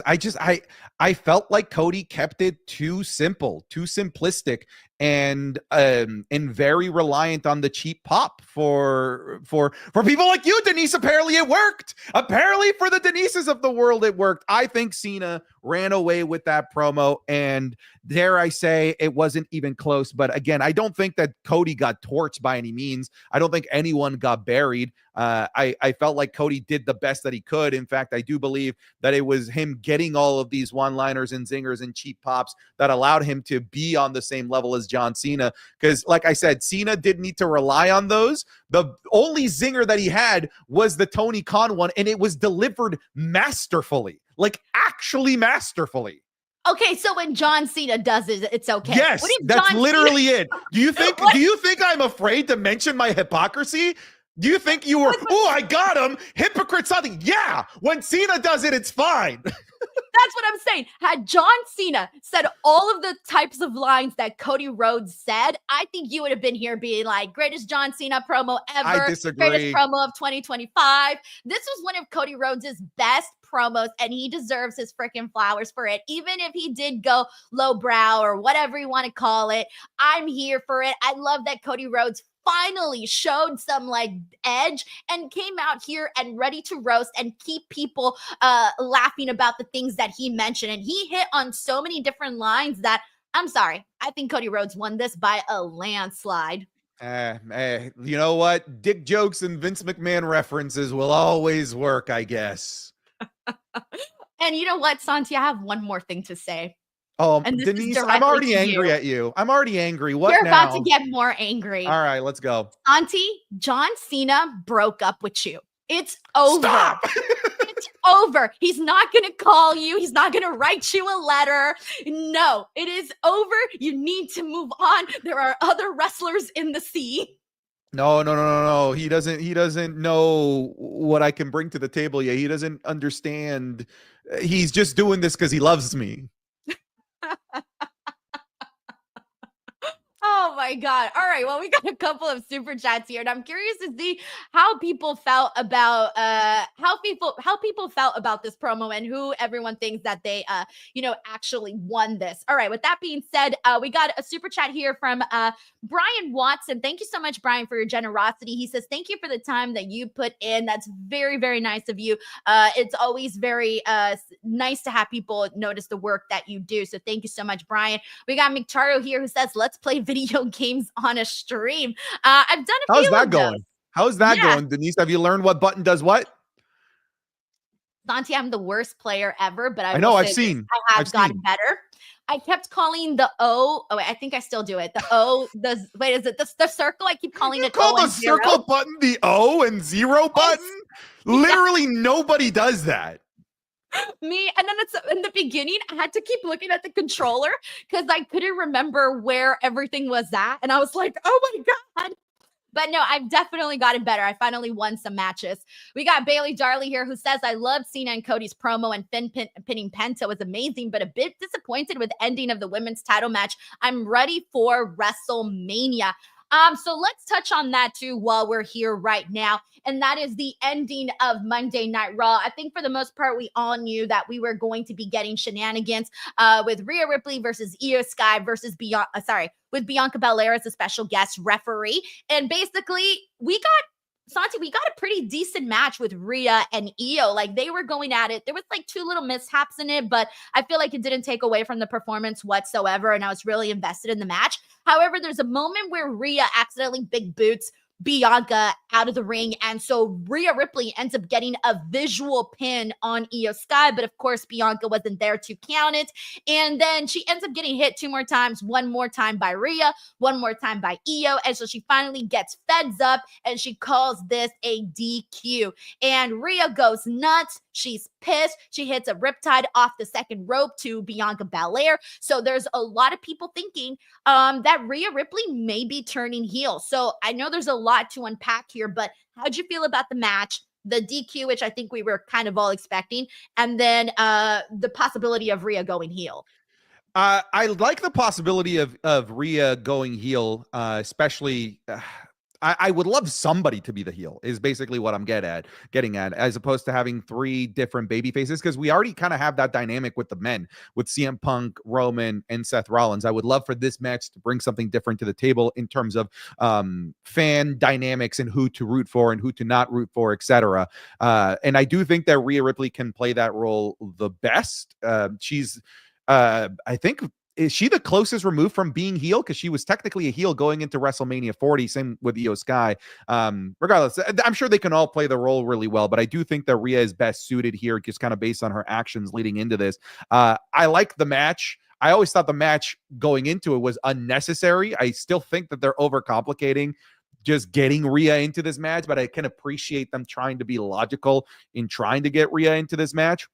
But the couple botches, I'll never linger on a botch. I never will. It's the reason why we thought it was weird that they were lingering on the Jey Uso botch last week and trying to turn it into a storyline. I'm ready to move on. I'm like, that happens, on to the next thing. I'm not somebody that allows a botch to ruin what was a pretty good match. But yeah, here we are. We have Rhea Ripley standing tall on both Iyo Sky and Bianca Belair.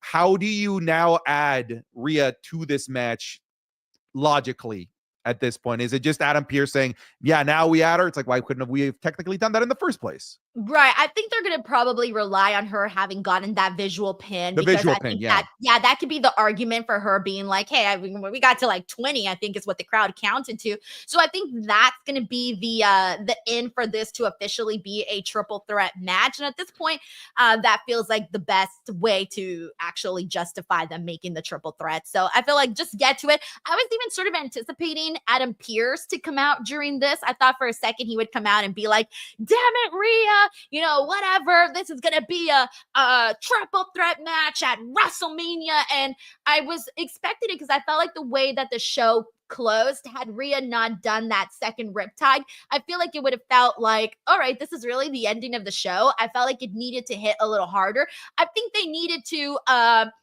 have the moment where people really knew, okay, this is happening at WrestleMania, which I guess people already know. So I'm not going to be too hard on that. Well, at least we're in agreement after our near, cross-continental domestic abuse case that we almost had here on this podcast between me and you with the disagreement regarding John Cena. At least we agree on this. I would have loved the show to end with Adam Pearce turning this into a triple threat. That would have been a hype way to end this. I'm still fine with it. Like, here's the thing. Like, it's not as if like, oh, they're adding Rhea too late to this match. It's going to, they're not going to have enough time to build it. The whole build's been all 3 of them. They just haven't had Rhea officially in the match, but like they've been building all 3 of them.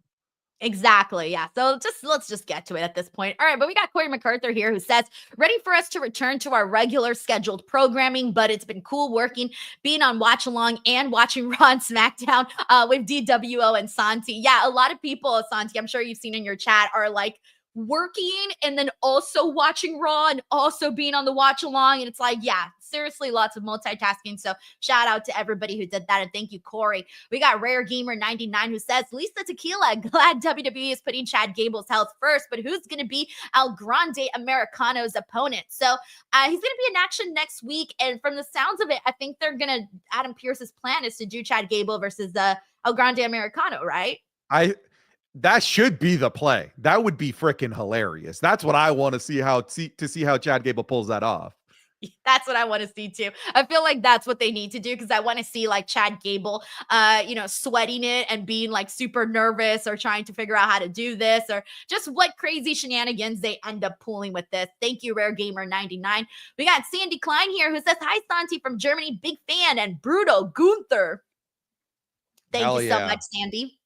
We got Jacob Tatum here who says that John Cena and Cody Rhodes gets better every week with the mic promos and felt like Cena destroyed Cody on the mic. But today, Cody won the promo battle and Santi is wrong and Denise is right. Yo, that's already 1 point for me, just like we have 1 point for Cody and 0 for John Cena. Oh my God. Keep coping, Denise. Whatever, Lisa. Keep moving on. Jacob, thank you so much for having my back. We got Sucho here says, "Can we have a moment of silence for Jimmy Uso?" All right, so Jimmy Uso with the slap heard around the world last week or the week before that, whenever it happened, slapped Gunther and it went like viral because that was a massive slap. And we all knew that today heading into this matchup with Gunther and Jimmy Uso that Gunther was essentially going to kill Jimmy. Santi, during this match, I'll be real with you. I was thinking that Gunther could have gone in a lot harder on Jimmy. The whole time I was thinking that. Yeah, me and my chat were like, that was okay. I mean, it was a beatdown, you know, he himself stopping the pins. We're like, I guess that kind of works. It kind of pushed things forward. It kind of helps the story. I was kind of expecting more of murder. And then murder, we got Denise. Oh my God. That was so I tweeted this. I tweeted that this saved the feud. The complete destruction, annihilation of Jimmy Uso saved the feud. I'm so glad that they focused on the Jimmy angle of this storyline, not the botches that we said were a bad idea last week. This works so much better. This is Jey Uso. This is a guy who his entire career has been in some way, shape, or form intertwined with something to do with family, right? Tagging with his brother, the bloodline, whatever it might be, whether it's honorary family members with Sami Zayn. So focusing on Gunther destroying family to me lands so much more when you look at Jay's entire career. That is the motivation that Jey needed. I am now in the camp after seeing that. Gunther's a huge piece of shit, awesome, terrible heel, and I want Jey to win. They fixed it. They did it, Denise. To me, they saved this feud.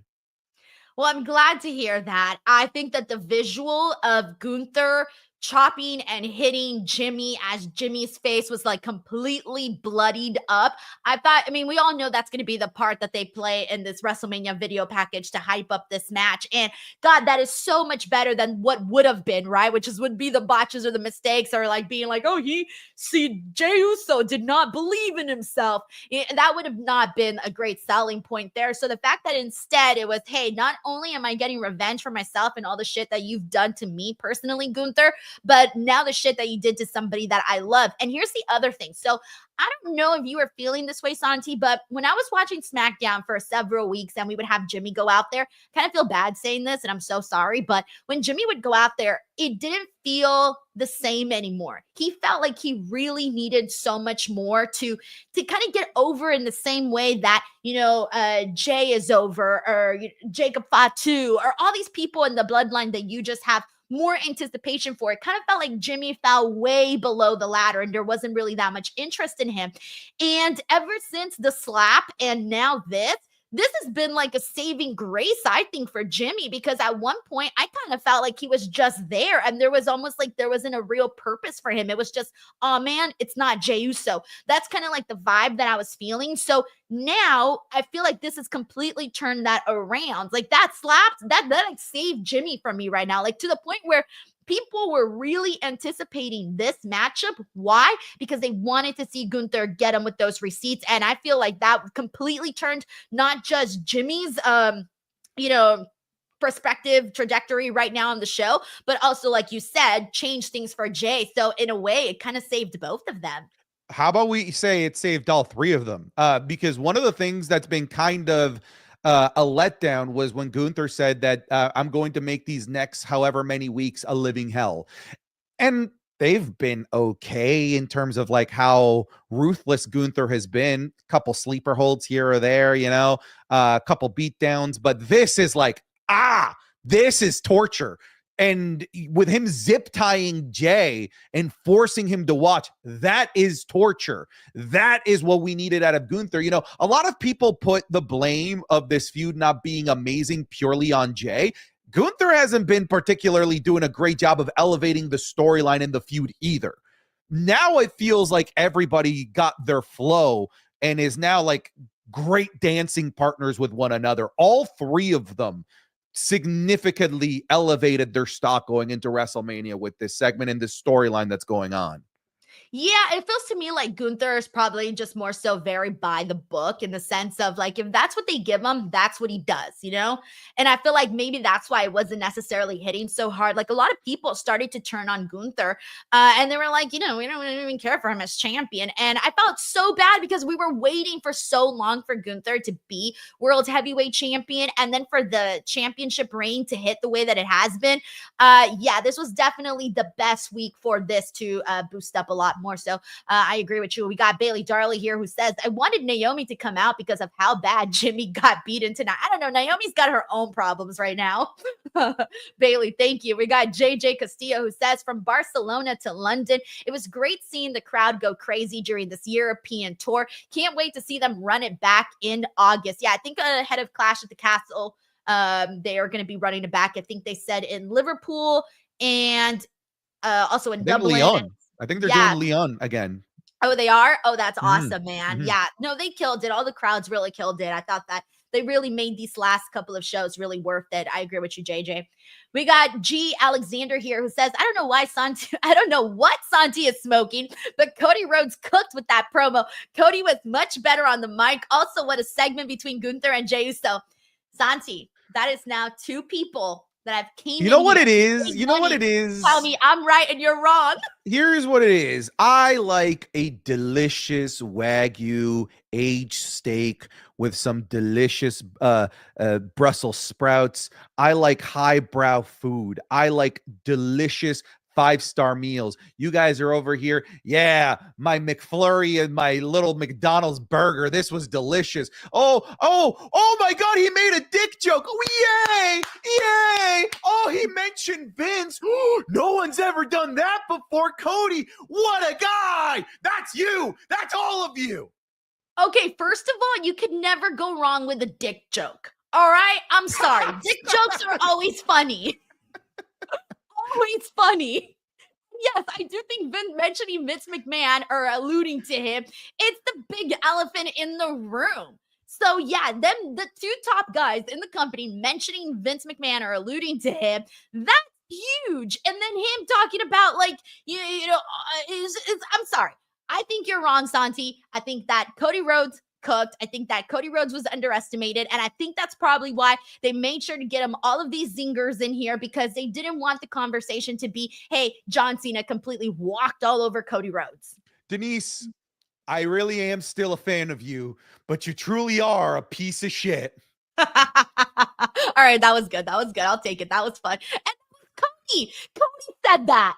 That's what I'm quoting. It's corny. Exactly. It's Why lame. are you quoting? You're quoting Cody I was making Rhodes fun of it, and it worked for you. No. That's the irony is hilarious. I was making fun of it, and you're like, "Oh, Santi, that was good." You're telling me that calling someone a piece of shit doesn't hit.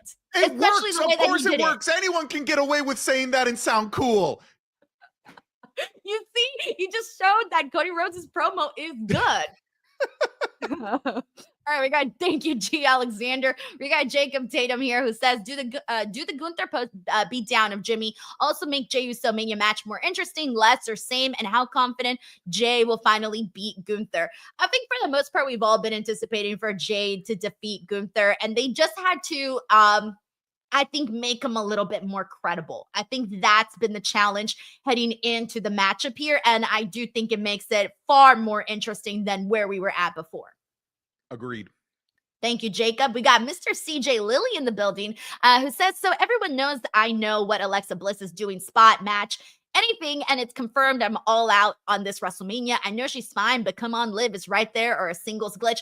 Yeah, are you at all surprised, Santi, that we really haven't seen too much from Alexa Bliss, unfortunately, since, you know, she came back, she was part of Elimination Chamber, it was cool. They were teasing a couple of Wyatt Six stuff, but since then, we haven't really seen much of Alexa. Does that bum you out? Oh, of course. Yeah, absolutely. It bums me out. But I'm at the point where we're so close to Mania that I would rather them just wait until after WrestleMania to bring back the Wyatt Six and Alexa Bliss. It almost makes me think that they just shouldn't have brought back Alexa Bliss in the first place. Because had she not come back, then we wouldn't be in this narrative of like, look, they're not using her. She's going to miss WrestleMania. It's at the very least, to me, apparent that they didn't have anything for her upon her return, unless it was something with the Wyatt Six. So you shouldn't have brought her back until you were for sure ready. You were going to bring the Wyatt Six back, because now here we are in this spot where if they had to come back after WrestleMania, this wouldn't be the narrative. This wouldn't be the conversation. But here we are talking about how Alexa Bliss is unfairly missing WrestleMania. And I think that she is. It's a huge bummer. Yeah, I feel bad too, because I even forgot about the Wyatt Six, since we haven't really seen anything in a while. It's sort of like out of sight, out of mind. So I hope they do sharpen that up. And I hope that the reason we haven't seen much of them is because maybe they got something cool brewing behind the scenes. I would hope so. So let's see that hopefully comes to fruition. Thank you, CJ Lilly. We got Free Ola 33 here, who says, zip up John's pants and wipe your lips, Santi. Cody won. Haven't heard anyone tell me why I'm wrong. Everyone just says, Santi, cope. Santi, wipe off the glaze. Santi, stop gargling Cena's nuts. That's all I'm hearing. But you know I'm telling the facts. I'm telling the truth. Cena cooked Cody in PG-13. Cody had to go into the bag of fun zingers and one-liners to get his little Denise pop. Okay, first of all, PG-13 is so boring, all right? I'm rated M for mature. Free Olaf 33, thank you so much for the super chat. Oh, no. Okay, Santi, you'll like this. We got Steve OJ here who says, I'm with Santi, hashtag Team Cena. Enlightened. Enlightened. All right. Enlightened individual that understands ball. This guy gets game. This guy understands good narrative and storytelling and good delivery of things with depth. All right. Depth is what Cena delivered to us. Team Cody Rhodes. All right. Team Cody Rhodes. Okay. Team Cody Rhodes. All right. Stealing we got from Bailey billionaires' children. Bailey Darley here says the triple threat should open at WrestleMania, if not main eventing. We talked about the women's triple threat. I was actually expecting that to be somewhere in like the middle of the show. I wasn't expecting that to be an opener. Do you think it could be an opener? I think it could. I think that if Jay is going to win the world title, let that be the opener. That'd be a pretty hype way to start the show. But I'm thinking of like Bailey versus Iyo Sky, where that was on the card. And it felt important that it was right before the main event. I'm kind of down for this to be a late night 2 match. Like make it feel like you got to wait for this. Because over there on the other side, Charlotte and Tiffy, they're not doing the greatest job of getting us excited for their women's world championship match. I feel like that one speaks more of a night oneer than what we have here in this women's triple threat. I want them to make us wait for it.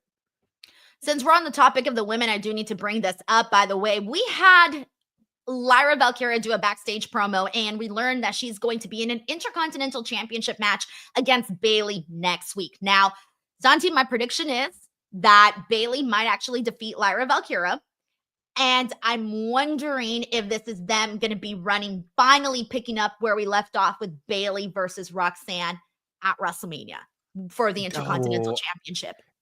I would love to be on board with you if we were talking 3 weeks ago.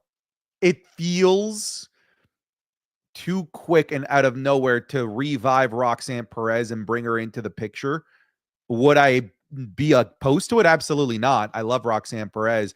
I'm having a hard time visualizing because what day are we on? Raw would be April 7th or April 6th or something like that. Yeah. Then we only have 2 weeks to build Roxanne and Bayley. I don't know. I think they can do it easily. I think they could do it so easily. Let's say Bayley defeats Lyra next Monday, right? And she's celebrating, right? She's having her moment, woo, woo, woo. And then Roxanne's music hits and she comes out and she's like, don't you think I forgot about you, blah, blah, blah. And then we get into some big moments and some big little confrontation there. Yeah, it looks like they might be doing something with Liv Morgan instead with this Intercontinental Championship. Did you get that vibe as well in the back when Raquel and Liv were talking, when they're like, wow, let's talk about Lyra and Bailey, whatever that ends up meaning? Oh, that's true. I didn't even think about that. Whether it's for I was so focused on what they were doing with Dominic for the Intercontinental Championship, and then I was on what was going down with Liv and Raquel. Would you be down for, man, another multi-person match? I just Liv versus Bailey versus Lyra? It's just, I don't want to see, I guess, Liv go for the Intercontinental Championship for the women's while she's currently a tag team champion. I feel like it's too much happening in one area, where you did start the story with Bailey and Roxanne, and there is now a moment to pick it right back up. Right. And then you also have NXT, so you can still do some stuff on NXT if they wanted to. They got like double the slots if they wanted to do that. I feel like it could happen if they set their minds. That is the best worldly scenario if they can pull off Bailey versus Roxanne Perez. That is, I have a hard time seeing the execution actually happening in the short amount of time. But that to me is the best worst case scenario. Who knows? They are probably going to try to throw everybody in there. It'll probably end up being like, I don't know, Lyra and Bailey versus Liv and Raquel, and it'll be super. See, but that's random to me. Like, I don't love that. I don't love the idea of that. But how do you leave? You can't leave Liv out of WrestleMania. You can't leave Bailey out of WrestleMania. Lyra, she's got a huge fan base. She's a great wrestler, but I do see them still trying to work on her a little bit more character-wise. So I have no idea what they're going to do there. It feels like they didn't really think so much through of what Liv and Bailey specifically would be doing heading into WrestleMania. Two of your top women. I agree. It could be Lyra and Bailey form a token tag team to go for the tag team titles as well, so that you can get those titles and 4 women on the card. I could see them doing that. Let's not forget that, especially in the last couple of WrestleMania builds, they've built towards matches that are advertised not on WrestleMania, because they have WrestleMania SmackDown now, right? The night before WrestleMania. The Raw after WrestleMania is something that they've built for before as well, for matches that didn't get on the Mania card. We've had pre-announced matches, a week ahead in advance that were going to be on that Raw after Mania. Maybe this is where this falls, if not WrestleMania. If that's the case, sure, but I think it would be criminal to leave Liv Morgan off of WrestleMania, and Bailey for that regard. That is so weird. Bailey, who had a big moment last year at WrestleMania, Liv Morgan, who had the best year last year. This feels like such a drop down in what she's been doing. So we'll see what we got here. We got McTaro, who says Denise cuts a promo on Santi and she will win. Yeah, you want to know why? I'm going to throw out dick jokes. I'm going to mention Vince McMahon. I'm going to do everything. Denise has no shame. She will the cheap pop dick jokes and fart jokes if she can. Hell yeah, I'll get that. I'm gonna buy a whoopee cushion, Santi. Next time I see you, I'm gonna be ready. I'm gonna pop in the whoopee cushion. Thank you, McTaru. All right, we got Bob Ross Jr. who says, hello, Denise and Unc Santi. I've seen enough of Iyo Sky and John Cena's winning at Mania. Also, Santi is right. John Cena cooked Cody. Come on now. I was winning this, guys. What are you doing to me? Another person of taste. 2. I'm still winning, though. We're 3-2 right now. 3-2. I'm still winning this. All right. With that being said, he says, I've seen enough. What did he say? I've seen enough of Iyo Sky and John Cena's winning at Mania. I'm still thinking John Cena has to win at WrestleMania, because then if not, the heel turn would just be like, what do we do that for? You got to make sure to do that. Bob Ross Jr., thank you so much for the super chat. Very kind of you. All right. With that being said, we got another super chat. This is from CJ. Thank you so much, CJ. He says, maybe an unpopular opinion. I think Rhea is booked too strong. Swear that's 3 out of 4 times she stood tall in fights with Bianca and Iyo Sky in a month. Here's the thing though, CJ. I know that Bianca Belair and Iyo Sky, they have huge fan bases, but Rhea Ripley feels like she's on a whole other level. Like she's a mega star. And so that's why she is booked the way that she is, because she draws a lot of interest from fans. And so I don't have a problem with them booking her the way she does, because she is that kind of a star on the show. I mean, she's always been booked like this for the most part, heel or babyface. It has been a little bit more prominent ever since the whole Terror Twins thing became a thing. Like they were just both booked like the most powerful human beings on the planet. It works here because she's trying so desperately to get on the Mania card, and when you're not on it, you have to look strong to make your case to make it on it, don't you think? Yeah, you have to. She just can't go in there and looking weak and whatnot. So yeah, that makes a lot of sense. Thank you, CJ. All right, with that being said, we got to get into some of the other topics on Raw. And here's another one, since we were on the topic of the women's tag team division and what they might be doing there. We got to get into the men's tag team division. We saw the return of Tyler Bate today, teaming up with Pete Dunne to take on Kofi Kingston and Xavier Woods. Unfortunately, they found themselves on the losing side of things, with Kofi Kingston and Xavier Woods getting the win. They have been trying to make a case to Adam Pearce that they want a WrestleMania tag team match, and they did have a little bit of a confrontation with the War Raiders. I think they're getting it. I think they're probably going to walk out as WrestleMania's champions. It's just a matter of, are they going to do this 2-on-2 match? Are they going to do a multi-man tag team match? I don't even know what the situation is looking like on that side of things. Kind of weird to have a long, I don't want to say awaited. I don't think people were waiting for the return of New Catch Republic. Although I was happy to see it. I'm happy to see it, and I feel like they made the perfect decision to have their return be in London, because I promise you it would have been crickets next week in Minneapolis. It would have been no pop. They've struggled to get pops anywhere, and at least in London they managed to get something. Weird that they lost, isn't it? That they return to the division and they lose. I wouldn't have wanted New Day to lose here either way, but it's just weird to have them return in a position to lose. Yeah, that's one of them where they were kind of booked into a corner there with neither team wanting them to lose. But I think for me, the thing I was most thrilled about is that I am such a big fan of Pete Dunne. I don't want him just like floundering on the roster. I want to see him actually do something. We are in need of more male tag teams. So I felt like, all right, cool. This gives Pete Dunne something a little bit more serious to do, and also adds another team to the tag team division. So I was here for it. I didn't feel bad seeing them lose with their return. Well, with specifically Tyler Bates' return, but the return of the tag team. But I'm like, all right, well, you know, Kofi Kingston and Xavier Woods weren't going to lose, so it's just what it is. But you know what, they should return, because I really like the story angle of Pete Dunne not liking to be called Butch. I feel like they should. I hated that because I'm like, no one's calling him Butch anymore. Oh, are you kidding? Yeah, I was putting on my acting skills. That's the worst. I managed to trick you, unlike the last time that I tried to say that Jey Uso had the best spear. Oh, yeah. See, this time you did trick me. All right. No, that thing was garbage. That's interesting. I was like, why would you like that? I was trying not to judge you, Santi. At least you know I'm honest, though. Oh, man. No, that was rough. I love that you were about to put me down nicely, though. I was about to say no, because no one was calling him Butch. So, like, why would you keep that shit going? Like, do not do that, please. All right, we got Terrence Matthews here who says, I need them to finally make this a triple threat match. They are taking too long. Oh, they've taken all of those shortcuts and whatnot. Yeah, I don't know what to tell you. It's wild. Thank you so much, Terrence. We got Dawn, aka Smiley Girl, who says, Denise, you know I got you. Santi, I need you. I think you need a nice bowl of Fruity Pebbles and a game of Wii bowling. Wow. First of all, Wii bowling is great, so why wouldn't I want to go play that? But yeah, Santi, come on. I'm now 4-2. Let's go. Thank you, Don.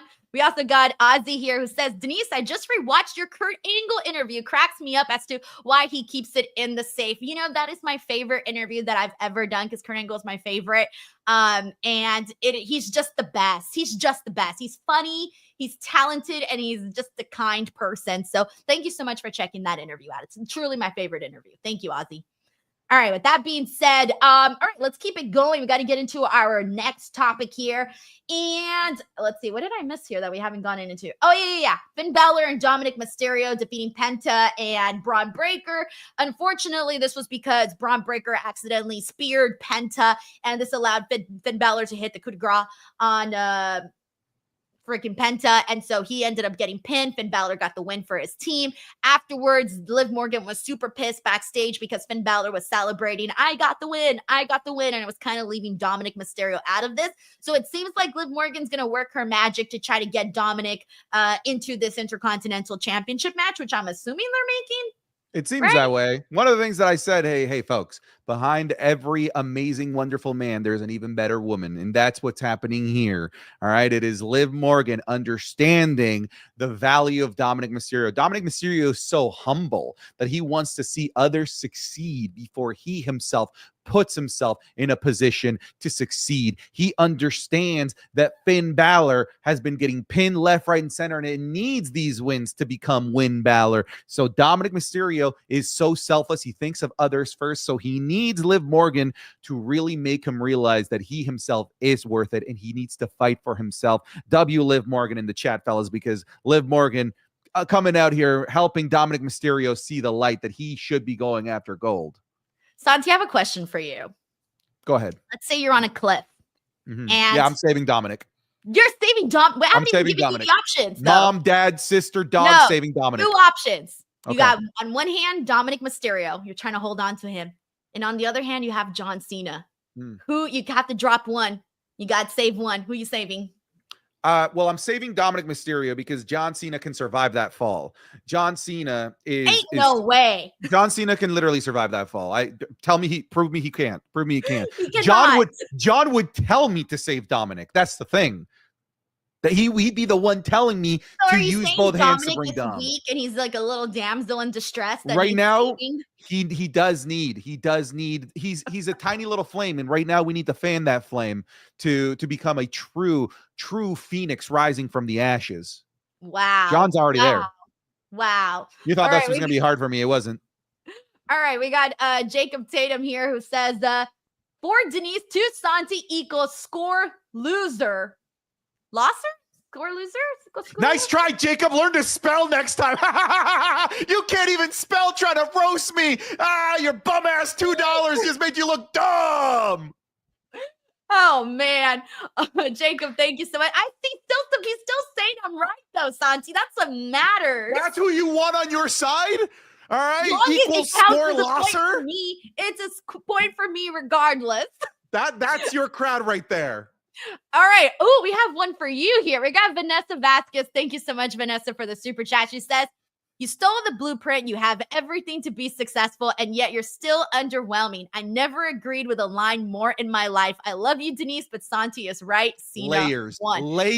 actual Here's thoughtful the thing, words. Okay, here's the thing. If Cody Rhodes was so freaking underwhelming, why was there a whole ass uproar last year to get Cody Rhodes his WrestleMania spot and not give it to who? Dwayne "The Rock" Johnson, who's arguably one of the biggest pro wrestling stars, one of the most famous people out there, and the fans still said, no, Dwayne, sorry, we want Cody Rhodes. Oh, I'm sorry. I'm Denise Salcedo. I'm moving the goalpost. I thought we were talking about who had the better promo, not who was right. No, but I'm trying to prove that John Cena's point did not impact as hard, this line did not hit as hard, because if Cody Rhodes was so underwhelming, then the fans wouldn't have, uproared the way they did, protested the way they did. All right, keep fighting this fight, Denise. Keep fighting this fight. Cope away. Vanessa Vasquez, thank you so much for a super Thank you, chat. Vanessa. We got Sandy Klein who says, kiss, marry, slap with your 3 co-hosts. It's a whole thing, Santi, by the way. Some people want you to be in that video next time, by the way. Oh, the Smash, Marry, right. Kill. Nice. Okay. Dominic. Santi's like, I don't know what the Mary, options are going to be. be. Hold on. Dominic, John Cena. Who else do you love? Who would you throw in there as your third? I don't know. A big fan of myself. You can't put yourself in Smash, Marry, Kill. Why not? Okay, fine. Santi, John Cena, or Dominic. Smash, Marry, Kill. What are the options? Oh, am I answering this now? Yeah, you're answering this now. I'd kill myself because I already am here. So killing second me doesn't change anything, right? Okay. Is it murder to kill yourself if you're a clone? To kill your clone? I don't think so. It's not murder.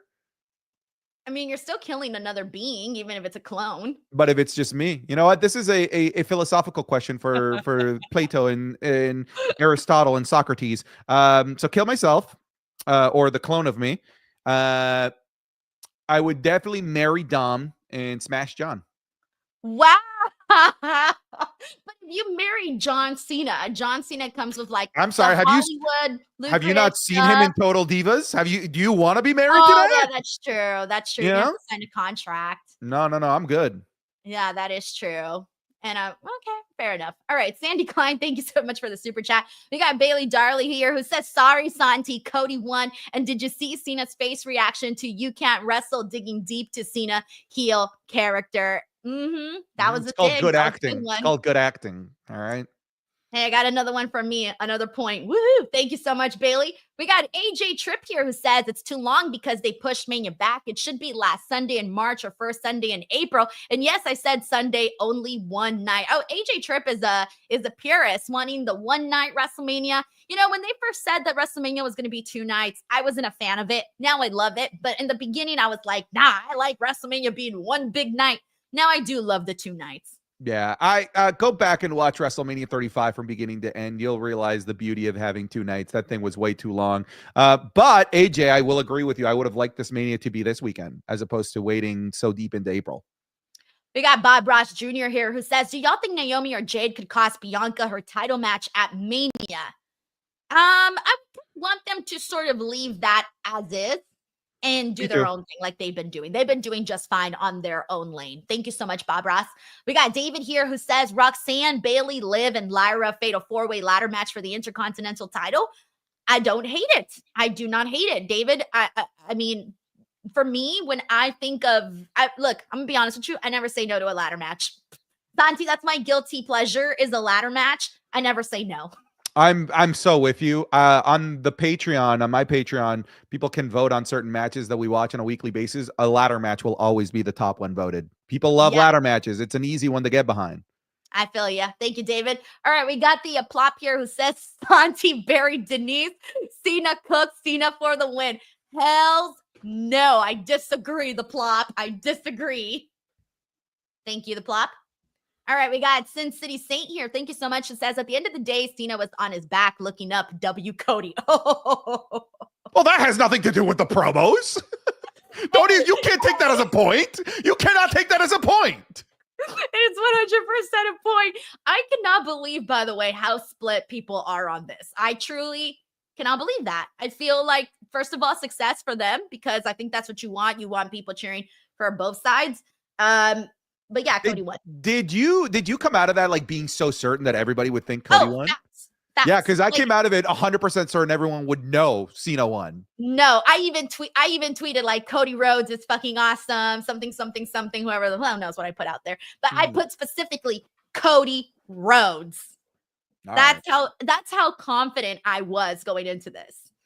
Thank you, Sin City Saint. I kept wanting to say Second City Saints, but thank you, Sin City Saint. We also got Ozzy here who says, also, I almost forgot, but sorry, Santi. It's a point to Denise, but it's okay, Santi, because you can curl up in your Temu blanket and watch a Big Show match. Yeah, that's definitely somebody from my community for sure.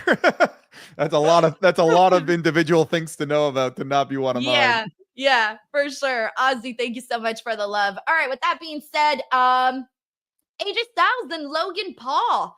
I'm not even really sure where to kick off with this, but AJ Styles and Logan Paul had a little bit of a confrontation. We hadn't seen Logan Paul since Madison Square Garden show.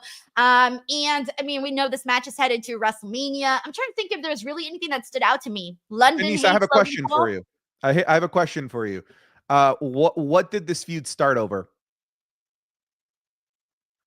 You don't know, because I don't fucking know either. Hold on. I have no idea. Wait, wasn't it a backstage in one of the commercial breaks where AJ Styles just approached Logan Paul? Think about the ridiculousness of what you just said, because you're right. During commercial break, Denise, is where this feud started. Is that not insane? Yeah, that is kind of insane because I think at that point we were still thinking it was going to be AJ Styles and Braun Breaker. So we were going that direction and suddenly they pivoted to Logan Paul. Yeah, and then they did the Andrew Schultz thing in Madison Square Garden. This Like, yeah. I think the closest feud that you can compare it to in terms of like star power, if you want to say that, over on the women's side is something like Jade Naomi. Jade Naomi are doing it a billion trillion times better than something like Logan Paul versus AJ Styles in terms of it feeling like it is from the ground up, grassroots build to WrestleMania. They're doing it way better with Naomi and Jade Cargill compared to what they're doing here, because this just sort of feels like a match for the sake of a match, which I'm okay with, because Logan and AJ Styles will put on an excellent match, no doubt about that. But it doesn't feel like a WrestleMania worthy storyline, even if it's WrestleMania worthy talent. Yeah, and I feel kind of bad though, because it's like, I know the match is going to be good. Honestly, the match is going to be good. I know everyone hates Logan Paul, but he does go in there and he delivers. So I'm expecting that to be good, but it just feels like, dang, I think I was a little bit more interested in AJ Styles and Braun Breaker there. I thought that was going to be a more interesting matchup, but you know, when it comes to Logan Paul, they're going to give him something big. And yeah, I mean, I don't even know what to say about this. How'd you feel about the segments? I think some people liked it. Some people didn't care. I don't even know how I felt about it. I was kind of hoping AJ would throw him into the prime bottle, to be honest. That's all I was expecting the whole time. I thought it was kind of underwhelming. I didn't think it was anything that I could really like latch onto or write home about. No dick jokes? No dick jokes. You're right. No small pop, simple dick jokes to get me going. I feel like more than anything, like the only reason why this was okay was the crowd was really into it, but they were more into just shit talking Logan Paul and making fun of Prime, calling him a YouTube wanker. But the actual conversation and substance, I felt left a lot to be desired. Yeah, that's kind of how I felt too, where I enjoyed just the heat that Logan Paul was getting. And that was basically it. But I think the whole time, though, I was sort of waiting for the big huzzah moment, you know? And I don't think we ever really got that. So I'm like, all right, whatever. This match is going to happen. I'll wait for them to make the announcement and whatever, you know, go from there. But we got CJ here who says, I'd say Cody won the battle, but Cena will win the war. I mean, hey, the war's not going to be over at WrestleMania. I think that's going to keep on going. So I think in the end, Cody will win the war. All right. Okay. We got Sin City Stain who says, what's up with Karrion? I like him a lot and he has presence, but I want to see him in matches. The backstage stuff is fine, but it's a slow burn for me. Santi, by the way, I've been needing to clip this out. I haven't put it out there, but I was doing 2K25, right? And I decided to blindfold myself while I was picking wrestlers. And I legit was not being able to see anybody. I'm pressing buttons. The first freaking person I land on, Karrion Kross. Nice. Your favorite. I couldn't believe it. I was like, your I'm being favorite. trolled right now. This is a rib on me. Your favorite. Yeah, I mean, Karrion, I don't know, man. Like that promo today was rough. Oh, what does the crowd think is the biggest bad guy? Not a single soul saying the answer he wanted. That's what I was saying. I'm like, the crowd is confused. Everyone's going to have a different answer for that. Who are you even feuding with at this point? Yeah, that was uncomfortable. It was not good. No, I feel like I almost feel like they're just setting him up for failure at this point. He's missing Mania from what I like outside looking in, from what I can see, unless they can bring in Sami Zayn to do something with him. I don't know. Yeah, I was gonna say, are you finally turning on Karrion? Because you used to call me out for not being a Karrion Kross. Well, fan. I like the promos when he's actually on TV and doing stuff, but these commercial promos, they felt missable. Yeah. All right, we got Jacob Tatum here who says Denise is destroying Santi. John Cena and Cody Rhodes mic debate just like Cody is Santi. I can still spell correctly and just give up the wave the flag. Jacob, your opinions with me have no merit now after your terrible spelling in the first one. All right. In one ear, out the other, Jacob. But thank you for the 5. We got CJ here who says every time Logan has a segment, I tune out. I think there's a lot of people like that because there was a lot of people that just did not care. But with that being said, thank you so much, CJ. All right, guys, that's pretty much, we got another one from McTaro here who says, we need a video of promo between Denise and Santi. We should do a My Way recreation of Stone Cold Steve Austin and The Rock. But instead we're just like choosing sides between Cody and John Cena. Mm-hmm. Yeah, Taro, thank you so much. All right, with that being said, we got a couple of items announced for Raw next week. Lyra Valkyria versus Bayley for the Women's Intercontinental title. El Grande Americano in action. And then Seth Rollins will be appearing. And then next week, we are back to our normal regular schedule of our nighttime shows. Thank you so much to everybody who tuned in to the review, to the post show. Santi and I are here each and every single Monday chatting Raw. But before we go, Santi, please tell the people, as always, where they can support you and check out your work and all of that. You guys can find me in anything related to Santi Zap, whether it's YouTube, Twitch, Instagram. Just Google the name and pick your poison on whatever social media platform works best for you. YouTube.com/Denise Salcedo for me. All social media @_Denise Salcedo. And that's about it, guys. Thank you so much for the support, and we'll catch you guys on the next one. Bye, everyone.